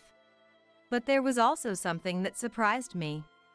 Actually, there's someone I want to marry, Lisa confided, her tone a mix of nervousness and excitement. Marriage! I exclaimed, my eyes widening in surprise. It's someone I've been dating since high school, Lisa explained, a smile spreading across her face. Since high school? I asked, feeling like one problem had been resolved only for another to take its place. It wasn't that I was against the marriage itself. It's just that, given what had just happened to me, I was worried about her partner. And when Lisa brought her fiancé to meet me, I was surprised again. Her partner was Daniel, Lisa's childhood friend who lived next door. I guess I have no choice but to allow this marriage, I said, feeling a mix of resignation and relief. Thank you, Mom, Lisa replied, her eyes shining with gratitude. I'm sorry for the timing, Daniel apologized, his tone sincere and contrite. You don't need to apologize. It's my problem, after all, I assured him, trying to ease his concerns. I will definitely make her happy, Daniel promised, his voice filled with determination. Please take care of her, I replied, entrusting my daughter's happiness to him. Then, I visited my parents' home to report the fact that I hadn't been in contact with them for a long time. It's been a while, I began, feeling a mix of nervousness and anticipation. It's good that you came back, my mom said, her tone warm and welcoming. This is Lisa, I introduced, gesturing to my daughter beside me. She's grown so much. Come in for now, my dad said, his expression a mix of surprise and fondness. I told them about my divorce and Lisa's marriage. I see. A report of divorce and marriage, how should I put it? My dad mused, his brows furrowed in thought. It's kind of strange, isn't it? I asked, feeling a sense of awkwardness hang in the air. It is, my dad agreed, nodding his head in understanding. We were both in a state of probing each other, but that gradually loosened up. I think our relationship has improved to the point where we can have casual conversations like we used to, with the distance between our hearts narrowing. Even so, to think that Lisa, who was still small, is already getting married. It feels kind of strange, my mom said, her tone a mix of nostalgia and disbelief. So, what kind of person is her partner? My dad asked, his curiosity piqued. He's a childhood friend who lives next door, I explained, feeling a sense of pride and happiness for my daughter. Oh? My dad replied, his eyebrows raised in surprise. From there, the conversation continued to liven up with talk of Lisa's marriage. Dad's face also started to show more smiles. Even Dad, who had been so strict, had a softer expression on his face as he looked at Lisa, the grandchild he hadn't seen since she was born. It was then that it happened. I'm sorry for everything until now, Dad said, apologizing to me. It's fine now. Hurry up and raise your head, I insisted, not wanting him to dwell on the past. I'm sorry, my mom chimed in, her voice filled with regret. Mom, it's okay now. I had my own faults too. It's not something for you two to apologize for, I assured them, feeling a sense of closure wash over me. Thank you, my parents replied, their voices filled with gratitude and relief. It seems that Dad had been carrying a sense of guilt ever since that day when we had almost become estranged. However, Dad was also stubborn, so he couldn't bring himself to contact me first. Mom, knowing Dad's personality, had apparently decided to leave the decision up to Dad. Then, perhaps because he felt relieved, tears welled up in Dad's eyes. Are you crying, by any chance? I asked, feeling a mix of surprise and amusement. Shut up! Dad retorted, his tone gruff but lacking any real anger. Touched by the genuine kindness of my parents, Lisa also looked happy. I think it was really good that we were able to deepen our bonds with our family once again. That night, I thought you would contact me, I said, picking up the phone with a sense of resignation. Then let's get straight to the point. Actually, I'm living in a hotel right now, and I'm running out of money, James began, his tone desperate and pleading. At this point, I could only sigh in exasperation at James, who could only say such things. Oh, I see. That's rough, I replied, my tone dripping with sarcasm. What's with that reaction? It's like you're talking about some stranger, James stammered, his voice filled with disbelief. Well, it's only natural. Because we are, in fact, strangers, I pointed out, feeling a sense of satisfaction at the truth of my words. Don't you have any sympathy for your ex-husband? James asked, his tone growing more desperate with each word. None. And you have your beloved Susan, don't you? I retorted, my anger rising to the surface once more. She ran away a long time ago, James admitted, his voice filled with bitterness and resentment. According to James, things had been tough after the compensation was demanded in the divorce trial. Moreover, he was currently in the middle of a trial for fraud. Since it was a considerable amount, Susan apparently had to borrow her parents' help to pay. As a result, she ended up having to return to her parents' home and was placed under their supervision. So, you were abandoned by a woman, and with no one else to turn to, you contacted me, I summarized, feeling a mix of pity and disgust. Even a little is fine. Even $500. No, $100 is enough, James pleaded, his tone growing more desperate with each word. I guess divorcing this kind of man was the right decision after all, I said, feeling a sense of vindication wash over me. Anyway, I have nothing to give you. No matter how much you struggle, it has nothing to do with me. Well, do your best to live your life, I said, my tone final and unyielding. If James had seriously considered us, maybe things wouldn't have turned out this way, but there's no point in thinking about that now. It might have been a blessing that I was able to start a new life together with Lisa and her husband. I had intended to live alone, but I was happy when Lisa suggested that we live together.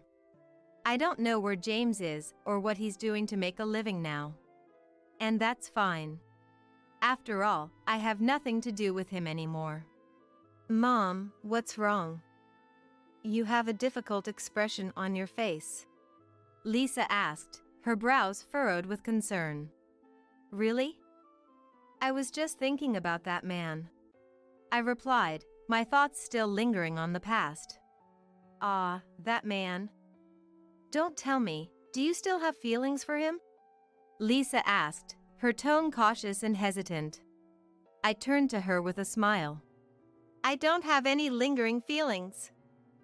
I'm feeling refreshed now, I assured her, feeling a sense of peace wash over me. From now on, I will live a life that I find enjoyable. I will definitely make up for the time I spent on James, no matter what.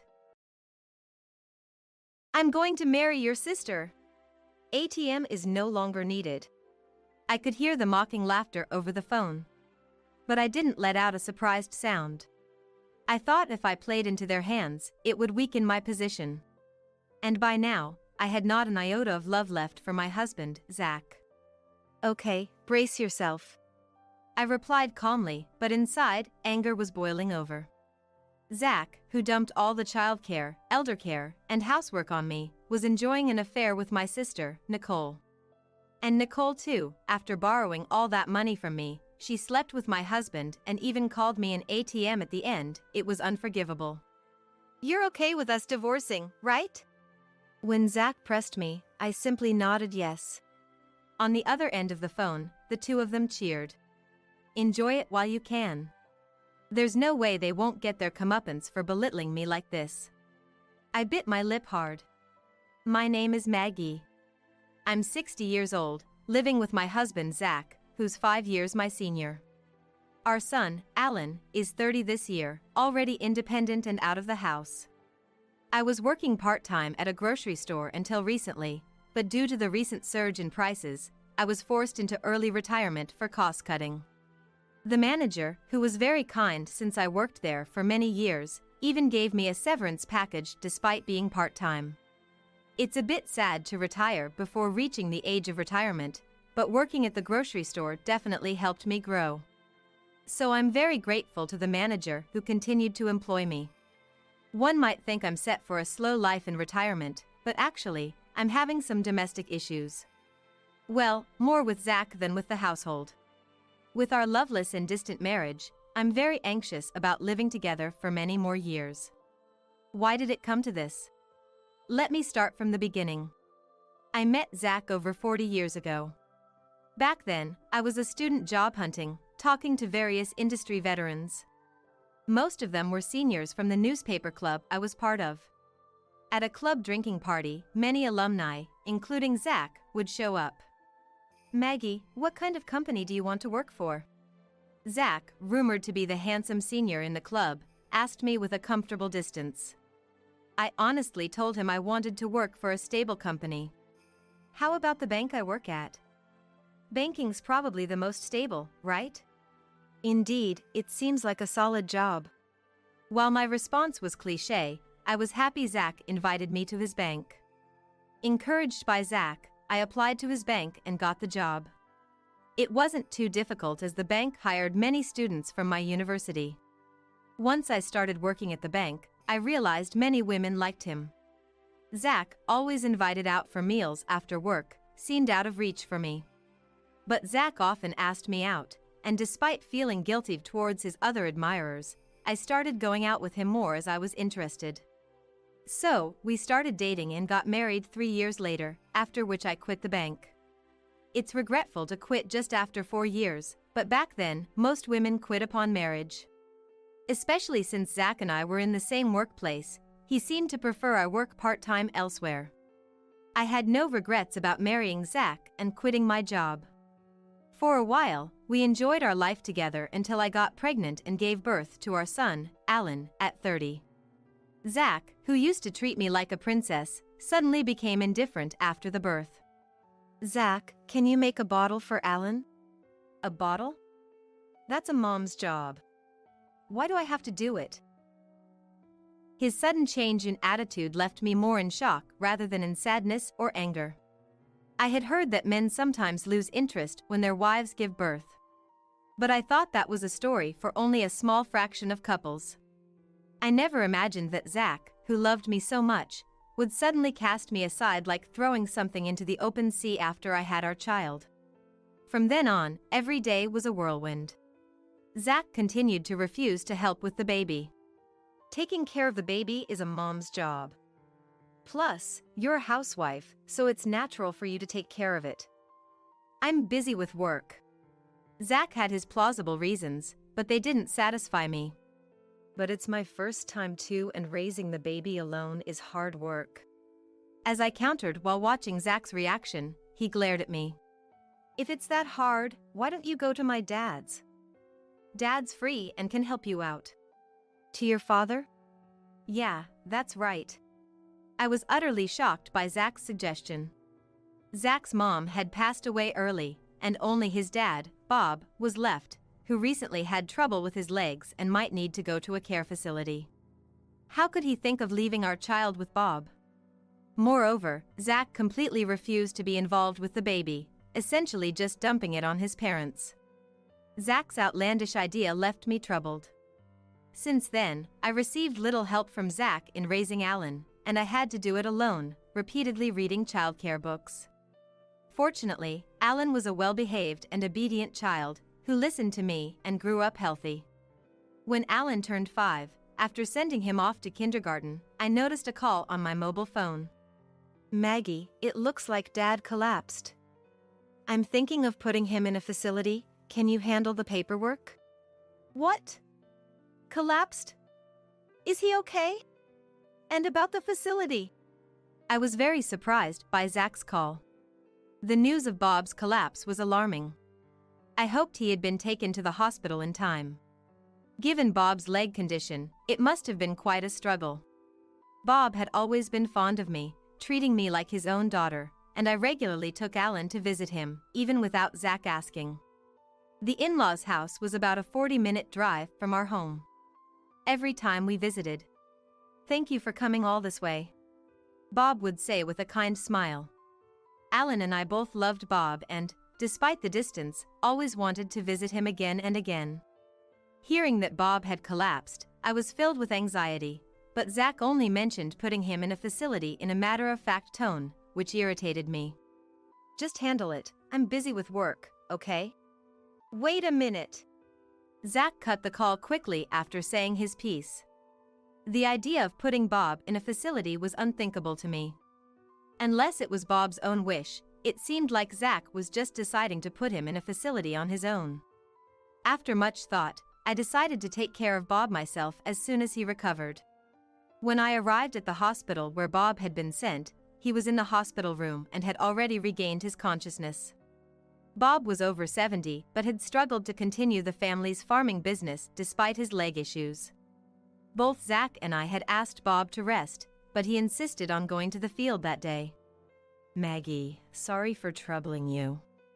"No, please, just don't strain yourself anymore." "All right." It seemed Bob had learned his lesson this time and stopped going to the field after being discharged. Bob's field was no longer used for crops, leaving only an empty land. Though it could be revived with care, the land would probably be passed on to Zach, his only son, who I doubted would take up farming. I felt sorry for the neglected field but thought it was for the best if it meant Bob wouldn't strain himself further. After that, I started caring for Bob, visiting the in-laws' house about 3 times a week. I also began working part-time at the grocery store around that time, juggling work, childcare, caregiving, and household chores. For childcare, I switched Alan from kindergarten to daycare with extended hours, managing to make time. I worked 4 mornings a week till after lunch and then went to the in-laws' house. After caring for Bob, I would pick up Alan from daycare, go home, and make dinner. It was very challenging initially due to inexperience. Though it became slightly easier as I got used to it, I didn't realize how tired I was becoming. I had no time to talk to Zach and was overwhelmed just dealing with the tasks at hand. 10 years passed in this manner, and I turned 45, Zach 50. By then, Alan had become a teenager and often rebelled against me. But I saw this as a sign of his growing independence and, while feeling a bit lonely, I was happy about his growth. However, Alan never showed any defiance towards Zach. In fact, he hardly ever spoke to him. Zach had abandoned any childcare responsibilities from Alan's birth, leaving everything to me, so it seemed Alan didn't really think of Zach as his dad. It was around this time that our loveless and distant family relationship reached a critical point. The catalyst was a call from my sister, Nicole. "Hi, Maggie. I just got back from a trip to Hawaii with friends and I've got some souvenirs for you. Can I drop by your place?" Nicole, my elder sister by 3 years, has always been reckless with money and had a fiery temperament, making us quite incompatible. She always wore flashy makeup and was more beautiful than me. I was suspicious of her intention to give me souvenirs but couldn't refuse her kind gesture and agreed. When Nicole came over the weekend, she handed me the souvenirs, which I realized were not from Hawaii and were clearly common sweets available locally. I chose to stay silent, thinking that pointing this out would only upset her. "Hey, Maggie. I'm short on cash this month. Can you lend me some money?" Suddenly visiting with a fake souvenir and now this, I wondered what she was up to. "Lend you money? Why?" I suspected it was just Nicole's usual spending habits leaving her broke. "Well, I've been feeling unwell lately. The doctor said I might need to be hospitalized." but I don't have insurance and can't afford the hospital and treatment costs. Nicole, sounding feeble, left me speechless. What kind of illness required hospitalization? I silently stared at Nicole, who looked at me pleadingly. Okay. Just pay me back after your treatment. Thanks. Sisters are the best. Nicole's face lit up as she shook my hand. Despite our differences, she was my sister and I wanted her to get well soon if she was ill. By the way, when is Zach getting back? Once Nicole knew I'd lent her the money, she casually asked this. Zach just went to the grocery store. Oh, I see. I'll just say hi then and leave. Right then, the front door opened and Zach returned. Hey, Zach. Oh, Nicole. You're here. Yes, just had something to discuss with Maggie. But I'm done now and will be leaving. As Nicole stood up and passed by Zach, she seemed to whisper something in his ear. After Nicole left. What did Nicole say to you earlier? I asked, but nothing important. Zach evaded the question. I remained curious but soon forgot about it.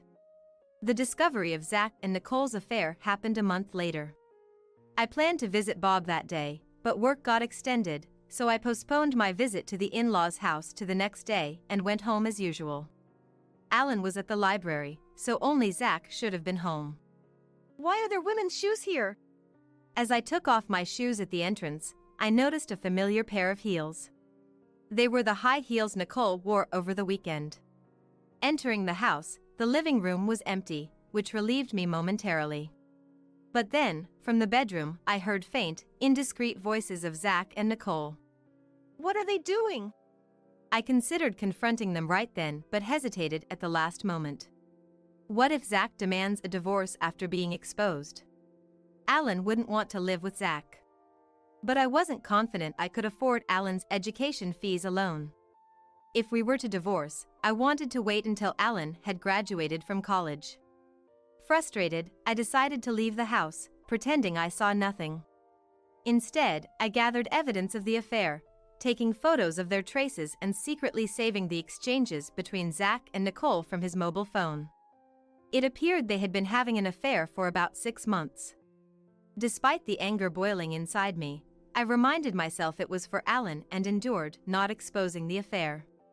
Another 15 years have passed since then, and Alan is now part of the working world. After graduating from college and leaving his first job early, Alan set up his own business and is now working hard as its president. And as the story goes, I had retired from the grocery store, but I was working a little at Alan's company. I had been giving Nicole money for her treatment bit by bit, but when her requests became too persistent, I grew reluctant to lend more and started ignoring her calls. In fact, the signs of Nicole and Zach's affair had disappeared about a year after it came to light. Zach probably got bored of Nicole. He changed his mind and chose to stay married to me. Knowing this, I couldn't bring myself to pursue the matter of the affair anymore and decided to pretend it never happened. But I realized my naivety when I heard about Bob's death. I got the news about Bob from Zach during the day. Bob had lived a long life until 95, but I was deeply shocked by the loss of Bob, who I had cared for so long. Bob, unlike Zach, was kind and considerate, so his passing felt like losing my own parent. Yet even then, Zach said, "Dad seems to have accumulated a lot of wealth, so that's exciting." Laughing. I was so angry that I thought of giving Zach a piece of my mind, but then I heard a woman's laughter from nearby. Oops, did she realize we're together? I was chilled to the bone at the sound of Nicole's voice. Had Nicole and Zach's relationship not ended after all? For 15 years, they had continued their affair without my knowledge. Realizing this, they seemed like an incomprehensible entity to me. "I'm going to marry your sister. ATM is no longer needed." I could hear the mocking laughter over the phone. But I didn't let out a sound of surprise. I thought if I played into their hands, it would weaken my position, and by now, I had not an iota of love left for Zach. "Okay, brace yourself," I replied calmly, but inside, anger was boiling over. Zach, who dumped all the childcare, elder care, and housework on me, was enjoying an affair with Nicole. And Nicole too, after borrowing all that money from me, she slept with my husband and even called me an ATM at the end. It was unforgivable. You're okay with us divorcing, right? When Zach pressed me, I simply nodded yes. On the other end of the phone, the two of them cheered. Enjoy it while you can. There's no way they won't get their comeuppance for belittling me like this. I bit my lip hard. After Bob's funeral, I filed for divorce as promised. When I informed Zach, he seemed so delighted that it felt like he was doing it on purpose. Now that we're divorced, you should leave this house as soon as possible. Me leave? I asked, surprised, and Zach nodded as if it were obvious. I'm going to live with Nicole, and you'll be living alone. This house is too big for one person. Anger turned to disbelief, and I said, okay. Too weary to argue, and agreed to Zach's demands. Though upset, I had already considered my living situation before the divorce. Leaving our home, I headed to Alan's, who was living independently. I had contacted Alan beforehand, and he welcomed his mom, who had just left Zach, with open arms. He's truly a kind son. I resolved to work even harder at Alan's company.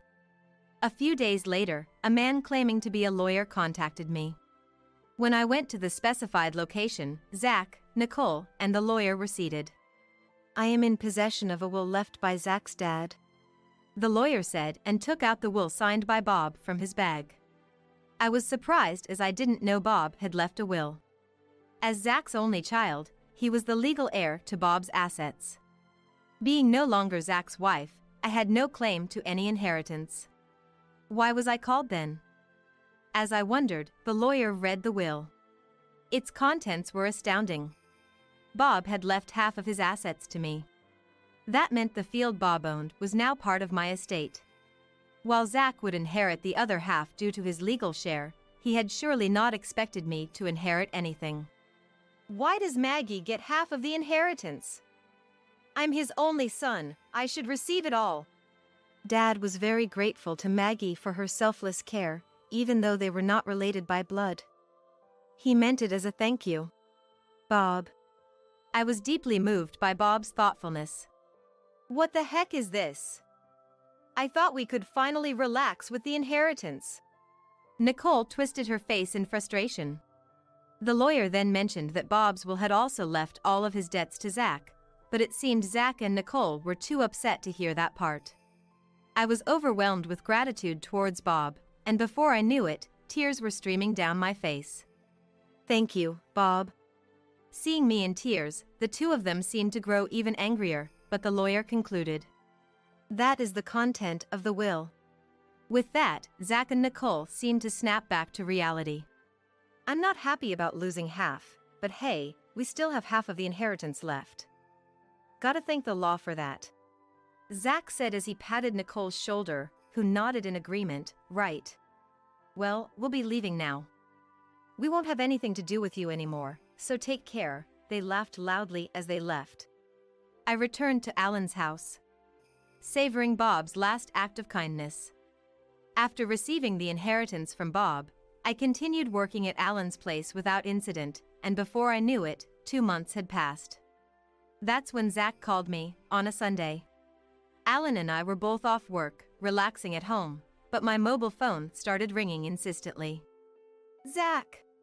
The air froze between me and Alan as we realized it was Zach calling. Why is Dad calling? He abandoned you, and now what does he want? You don't have to answer. Alan said so, but the phone kept ringing persistently. Irritated, I decided to answer to silence Zach. What is it, calling me repeatedly? You said we wouldn't have anything to do with each other ever again. I answered with a tone of annoyance, but Zach seemed not to hear me and started talking frantically. Hey, what's going on? Why are you working at Alan's company? And why is Alan's company being featured on TV? And what's with showing your fancy house? Zach's near-hysterical voice echoed through the phone, causing Alan to frown. You saw the TV. I realized why Zach was calling all of a sudden. Recently, a TV station had interviewed Zach's gym, and it was broadcast yesterday. Alan's gym, which combines a gym and cafe, had caught the TV station's interest due to its novelty. Since opening, the gym had rapidly increased its membership, and Alan appeared on TV as a successful young entrepreneur, even showcasing our home as Zach mentioned. The house we live in now, Alan's home, is quite luxurious, far surpassing the neighboring houses in size. So Zach saw Alan's house and was shocked enough to call. What do you mean you guys are living in such a big house? Over here, Nicole used up all of Dad's inheritance, and I even got left with his debts. Damn it, I didn't hear about that from the lawyer back then. Zach yelled angrily over the phone. But back then, the lawyer did mention that Bob had left all his debts to Zach.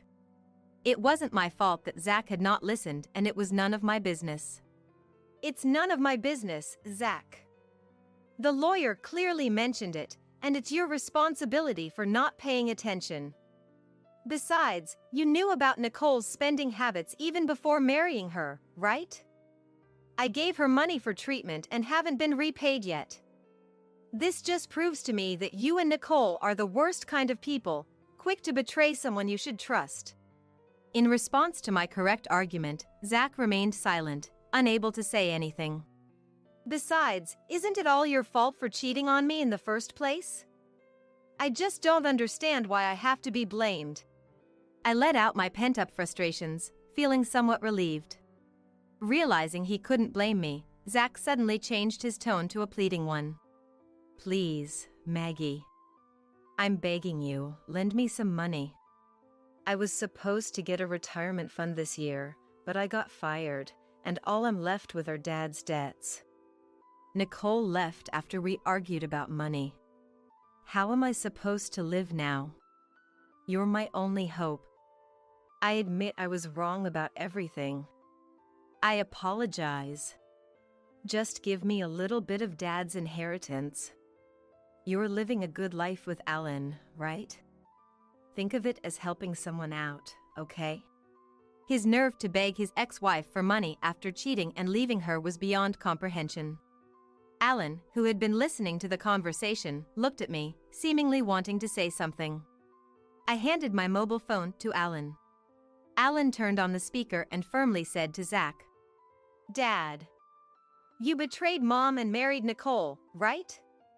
And I heard you never took care of me since I was born. I don't have any memories of playing with you after I became aware. It was always just Mom and me. On Parents' Day and Sports Day, it was always just Mom who came. That's why I'm helping Mom with my company and living with her. Why should I, who you never did anything for, lend you money? My only parent is Mom. I won't give you a single dollar. Alan's strong, businesslike tone choked me up. I could sense Zach gasping on the other end of the phone. Alan, how could you say that to your dad? Fine, I won't rely on you guys ever again. Don't insult me. With that, Zach hung up. We looked at the silent mobile phone and then burst out laughing together. Zach begged us for money, and now he says he won't have anything to do with us. What an idiot. Yeah. Dad has always been like that, getting angry without thinking ahead. As we discussed Zach's foolishness, the phone rang again. It was Zach. He probably wanted to ask for money, despite saying he wouldn't contact us again. Fed up, I blocked Zach's contact. That's it. Now that fool can't bother us anymore. Yeah. Thanks, Mom. His gratitude for being raised seemed implicit. I should be the one thanking you. You've given me such a great life. No matter how old you get, you're still my precious son. We reaffirmed our bond as mother and son, grateful for each other's presence in our spacious home. A few days later, my sister Nicole called me. Her request was almost identical to what Zach had said. I couldn't fathom lending more money to Nicole, who hadn't even repaid what she owed me. In fact, I hadn't yet demanded compensation for her affair with Zach, so I successfully sued both of them for damages through a lawyer. They ended up getting divorced after being married. Their marriage only lasted for 2 months. Zach was even worse off than Nicole. The negative inheritance he received from Dad was too substantial. Bob had borrowed a lot of money for farming, managing it all by himself. I hadn't known about it. While caring for Bob, he often complained about Zach. Bob was able to forgive Zach for not taking over the farming business, but the fact that he didn't take care of Alan and not visit his own father was unforgivable. He was also furious with the way Zach treated me, and I always tried to soothe him, saying it was okay. If kind Bob was that angry, Zach must have been quite a negligent son. All of Zach's expected retirement funds were gone due to his dismissal for misconduct. Rumor has it he even tried to embezzle money from his bank to pay off his debts. Had he just worked quietly until the end, he would have received his retirement money. His greed was his downfall. Now, while receiving a pension, he seems to be working 3 part-time jobs to pay off his debts. Starting a new job at 65 and being taught by younger people as a newcomer must be shattering his pride. Although he has worked as a bank employee for many years, his part-time job as a new employee involves a lot of odd jobs. A hard adjustment for someone who never did housework, childcare, or elder care. He'll likely give up soon enough. For Zach, who neglected his son and cheated with Nicole for years, it's a fitting punishment. I hope he manages until the end. As for me, I'm still working energetically at Alan's workplace. The staff, who are around my child's age, treat me very kindly. Our workplace is always full of smiles, attracting many customers. Alan recently got engaged to a girl a year younger than him and introduced her to me. She's a wonderful, sensible young lady. Well respected at work. I was planning to move out when they married, but she insisted we live together. I'm grateful for her kindness and looking forward to our future together. I will no longer be involved in family ties that exist only on paper. With such a shocking statement escaping Grace's lips at the wedding speech, the room went ice cold. Normally, it would follow with, "Thank you, Dad and Mom, for raising me for 27 years." Paul, who was about to become Grace's husband, froze next to her. I, too, withdrew the tears I had been shedding until a moment ago and stared at Grace. Then, unable to hold back the laughter bubbling up from deep within, I burst into inappropriate laughter. All guests turned their eyes towards me, standing at the very back. That line is more fitting for me, don't you think? Unbothered by the guests' stares, I flashed Grace a challenging smile. What? What do you mean? When Grace retorted with mockery, I finally stood up. My name is Stella. I'm 60 years old and currently work for a foreign consumer goods company. There's a reason why I say currently. After graduating from college, I moved through numerous companies.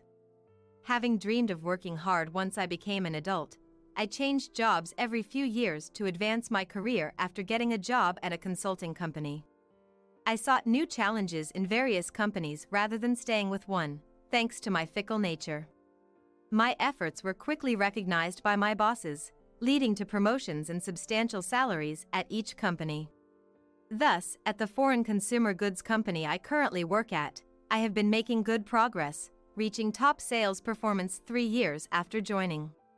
No woman has worked long and in various roles around my age, so promoting me seemed to enhance the company's reputation as a business that promotes women's career advancement.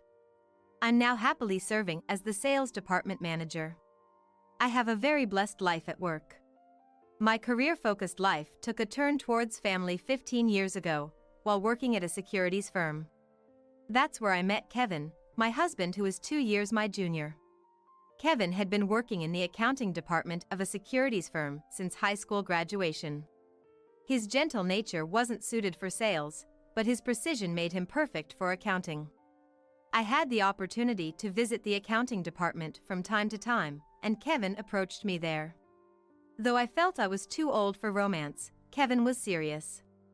Attracted to his sincerity, I eventually fell for him and initiated our relationship. Kevin was surprised and then blushed. Thank you. I feel the same way. Our pure-hearted exchange, albeit us both being in our 40s, led to laughter from us both. Our relationship flourished, and Kevin proposed within a year. However, I actually have a daughter, he revealed.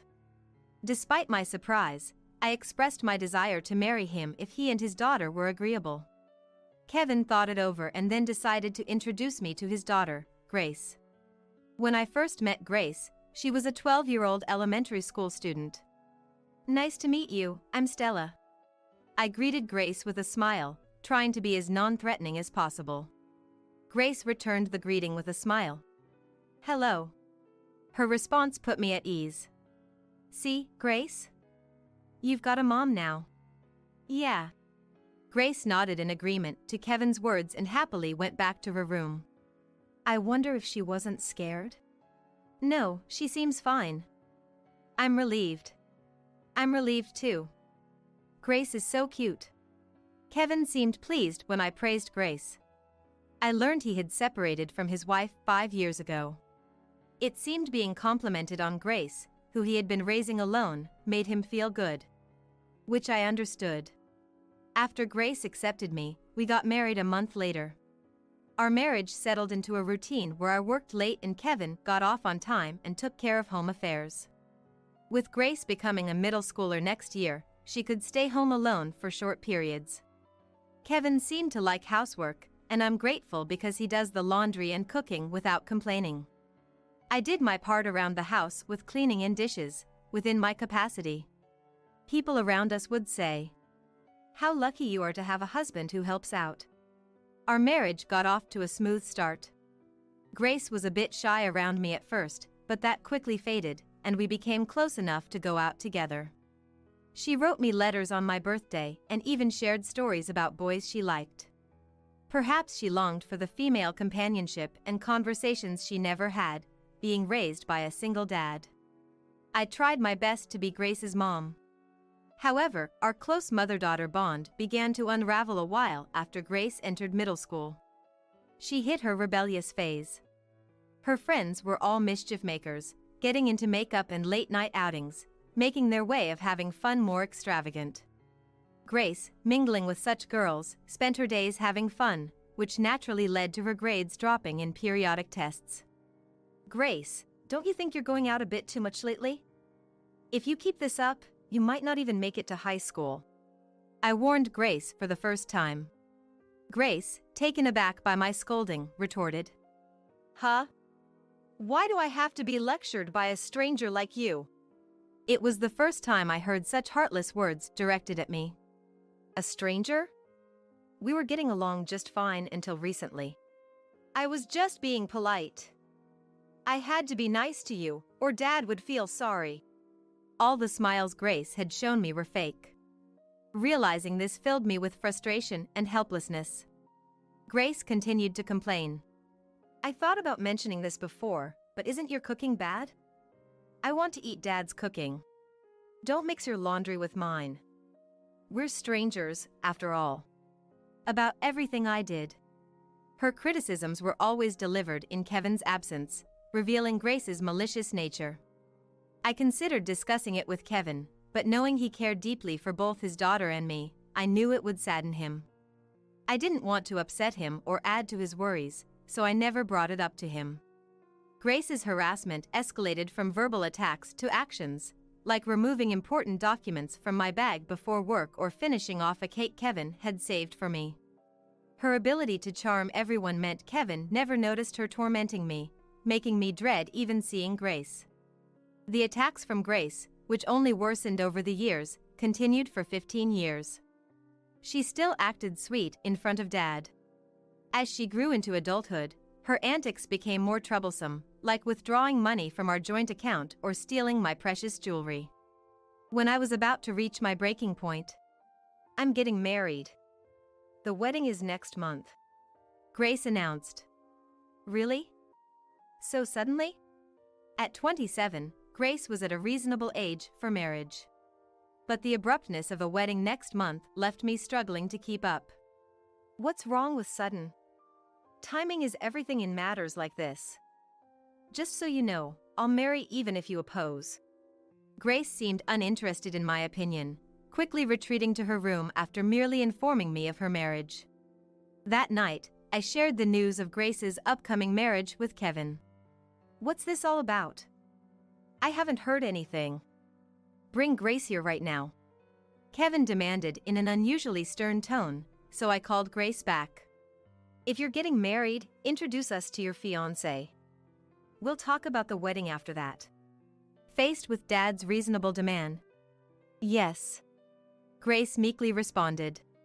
A week later, as promised, Grace brought her fiancé over. Nice to meet you. My name is Paul. I apologize for the late introduction. Paul bowed respectfully to Kevin and me. He seemed to be a public servant from what we heard. His sincere appearance and manner of speaking pleasantly surprised us, considering we had braced ourselves for someone entirely different. After chatting for a while with the four of us, Paul made remarks that put Grace in a favorable light in front of us, revealing his serious nature. See? He's a good guy, right? It's okay to marry him, right? Grace, leaning forward, was eagerly looking at Kevin, not me, pressing him for an answer. Yeah. Paul seems like a good guy, and I have nothing against it, but what about you, Stella? I'm all for it. Although surprised by Grace's sudden announcement, I was actually pleased because I thought Grace getting married would mean she would move out of this house. Yay! Then the wedding is set for next month as planned. Sure. Grace left the house with Paul, both of them beaming with joy. I wonder if they plan to stay somewhere tonight. Paul and Grace seem to have quite different personalities and capabilities for life, but I wonder what will happen after they get married. Anyway, being able to get away from Grace was the happiest thing for me.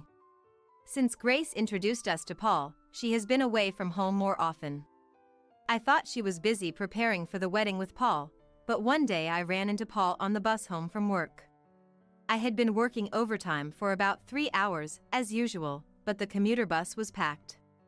Oh, isn't it Paul? Just finished for today? Good evening. Yes, it's been busy lately. Really? It's tough being a civil servant. By the way, how long has lately been? It's been like this for about a month now. A month. Hearing Paul's words, I suddenly became curious. It's been about a month since Grace started being away from home. But Paul has been having busy days every day.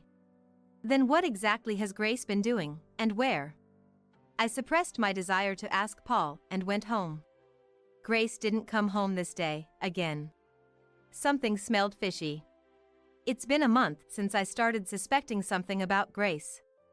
Finally, the day of Grace and Paul's wedding arrived. Both Kevin and I couldn't help but reflect on everything up to this point, as it was our daughter's once-in-a-lifetime wedding.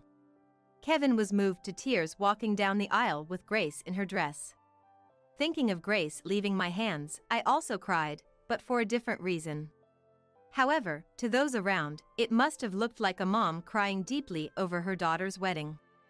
The wedding and reception were a great success, and it was time for the highlight of the evening, the bride's letter to her parents. As Paul placed his hand on Grace's back, she began to read the letter. Kevin and I were, of course, crying again. I'd like to take this moment to say something to Mom. The beginning of the letter was unusual, and the audience was a bit restless. I will no longer be involved in family ties that exist only on paper. With such a shocking statement escaping Grace's lips at the wedding speech, the room went ice cold. Normally, it would continue with, Dad, Mom, thank you for raising me for 27 years. Paul was frozen next to Grace. I, too, retracted the tears I had shed until then and stared at Grace. Unable to suppress the laughter rising from the pit of my stomach, I burst into inappropriate laughter. The guests all turned to look at me in the back. That's my line, you know? Ignoring the guests' gazes, I gave Grace a challenging smile. What? What do you mean? Grace replied mockingly, so I finally stood up. As I walked from the back seat, I could hear the guests whispering about what was happening. The wedding staff seemed flustered in the corner of my vision, but I continued regardless. You might not know, but I've been the one paying for your mobile phone and insurance bills, not Dad. And when I heard you were getting married, I thought I no longer needed to pay for those, so I changed them to be deducted from your account." "What? What are you talking about?" Grace glared at me with the corners of her eyes lifted. I did exactly what I had just explained. Hearing that Grace was getting married, I thought my role was over, so I had arranged for the various expenses I had been paying on Grace's behalf to be taken care of without my intervention.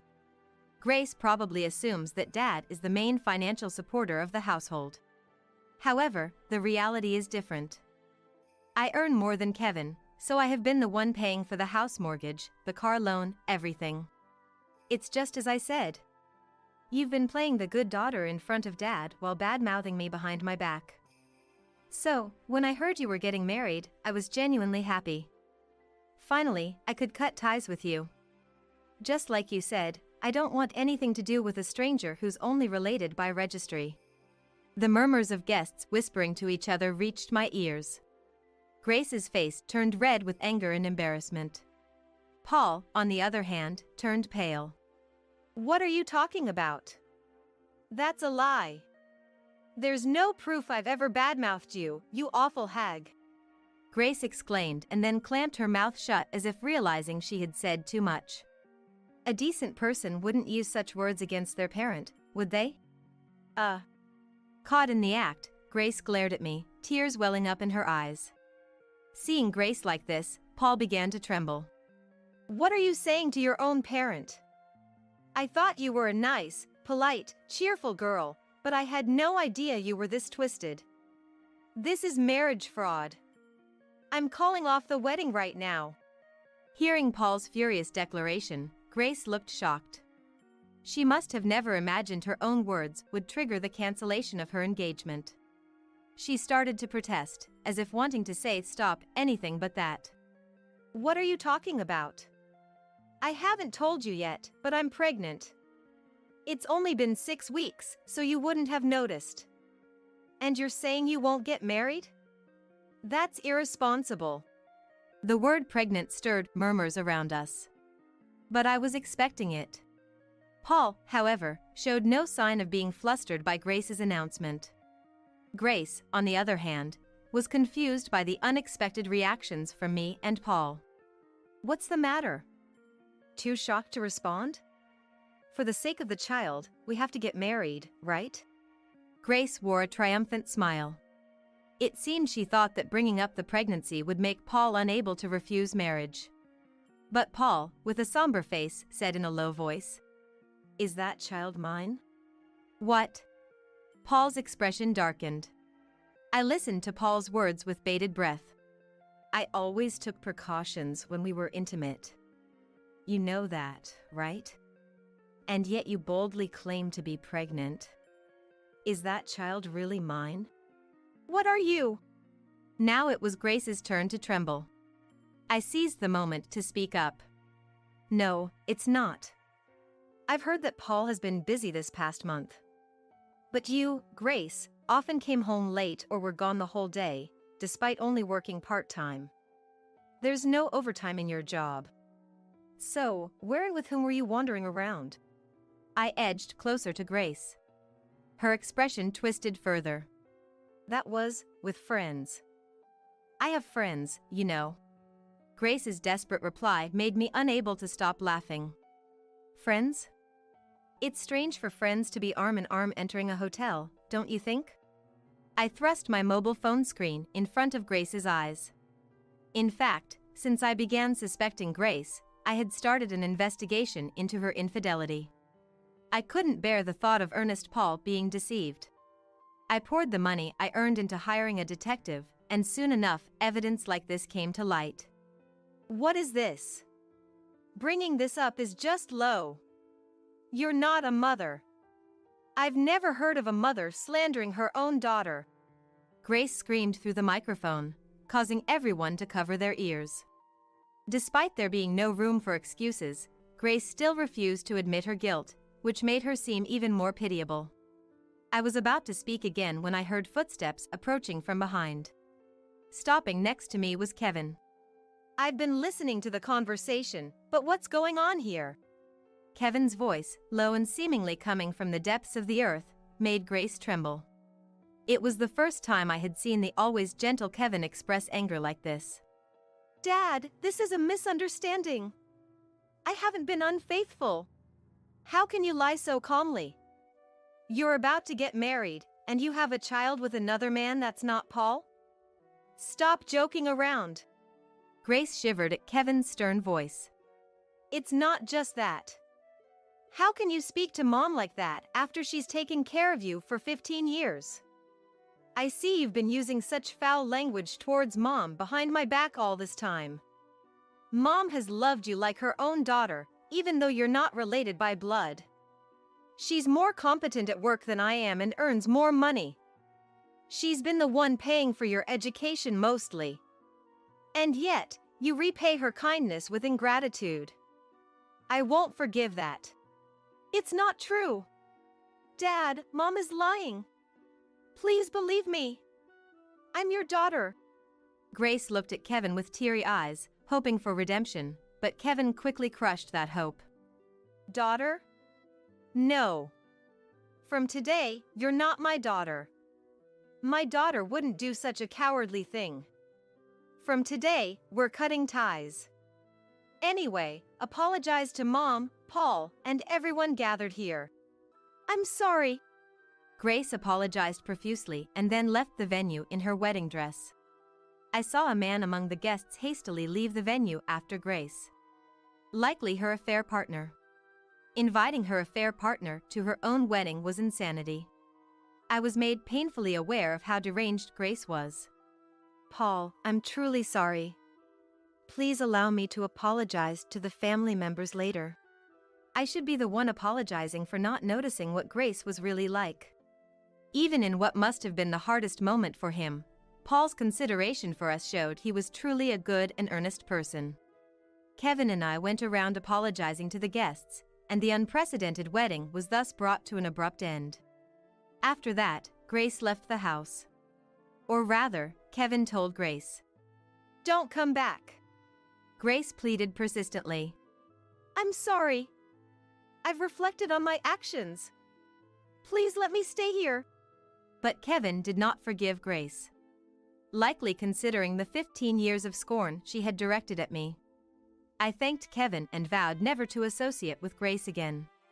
Grace reluctantly rented an old apartment in the countryside after being denied a return to our home. Her affair partner turned out to be a man with no capability for living, only working part-time twice a week and loafing around. Grace probably thought her marriage to this man would be opposed. Perhaps she planned to marry the earnest Paul to satisfy us and then find a reason to remarry her affair partner. While her true intentions are unknown, neither Kevin nor I could accept Grace after she hurt Paul and acted selfishly. Although Grace had a job, it was part-time, so she must be living at her financial limits. She must be struggling to pay for even her mobile phone and insurance bills I used to cover. The hardship she's facing now is a consequence of the good life she once had. Grace might have many desires, but likely none are being fulfilled. But this is the result of her own actions. I believe she should learn the hardships of living through struggle. Meanwhile, Kevin and I have been enjoying peaceful days together. Kevin chose me, his wife, over his biological daughter. Kevin says, "Of course. I truly respect you, Stella. Let's continue to support each other." I'm truly happy, and Kevin, who diligently takes care of household chores, is a wonderful husband. I feel nothing but gratitude for our happiness. We've actually continued to stay in touch with Paul. Paul, once depressed by Grace's betrayal, seems happy with a new girlfriend recently. Though we should have no relation to Paul anymore, he seems to like us and occasionally invites us out for meals like a family. I wish to watch over Paul's happiness from afar.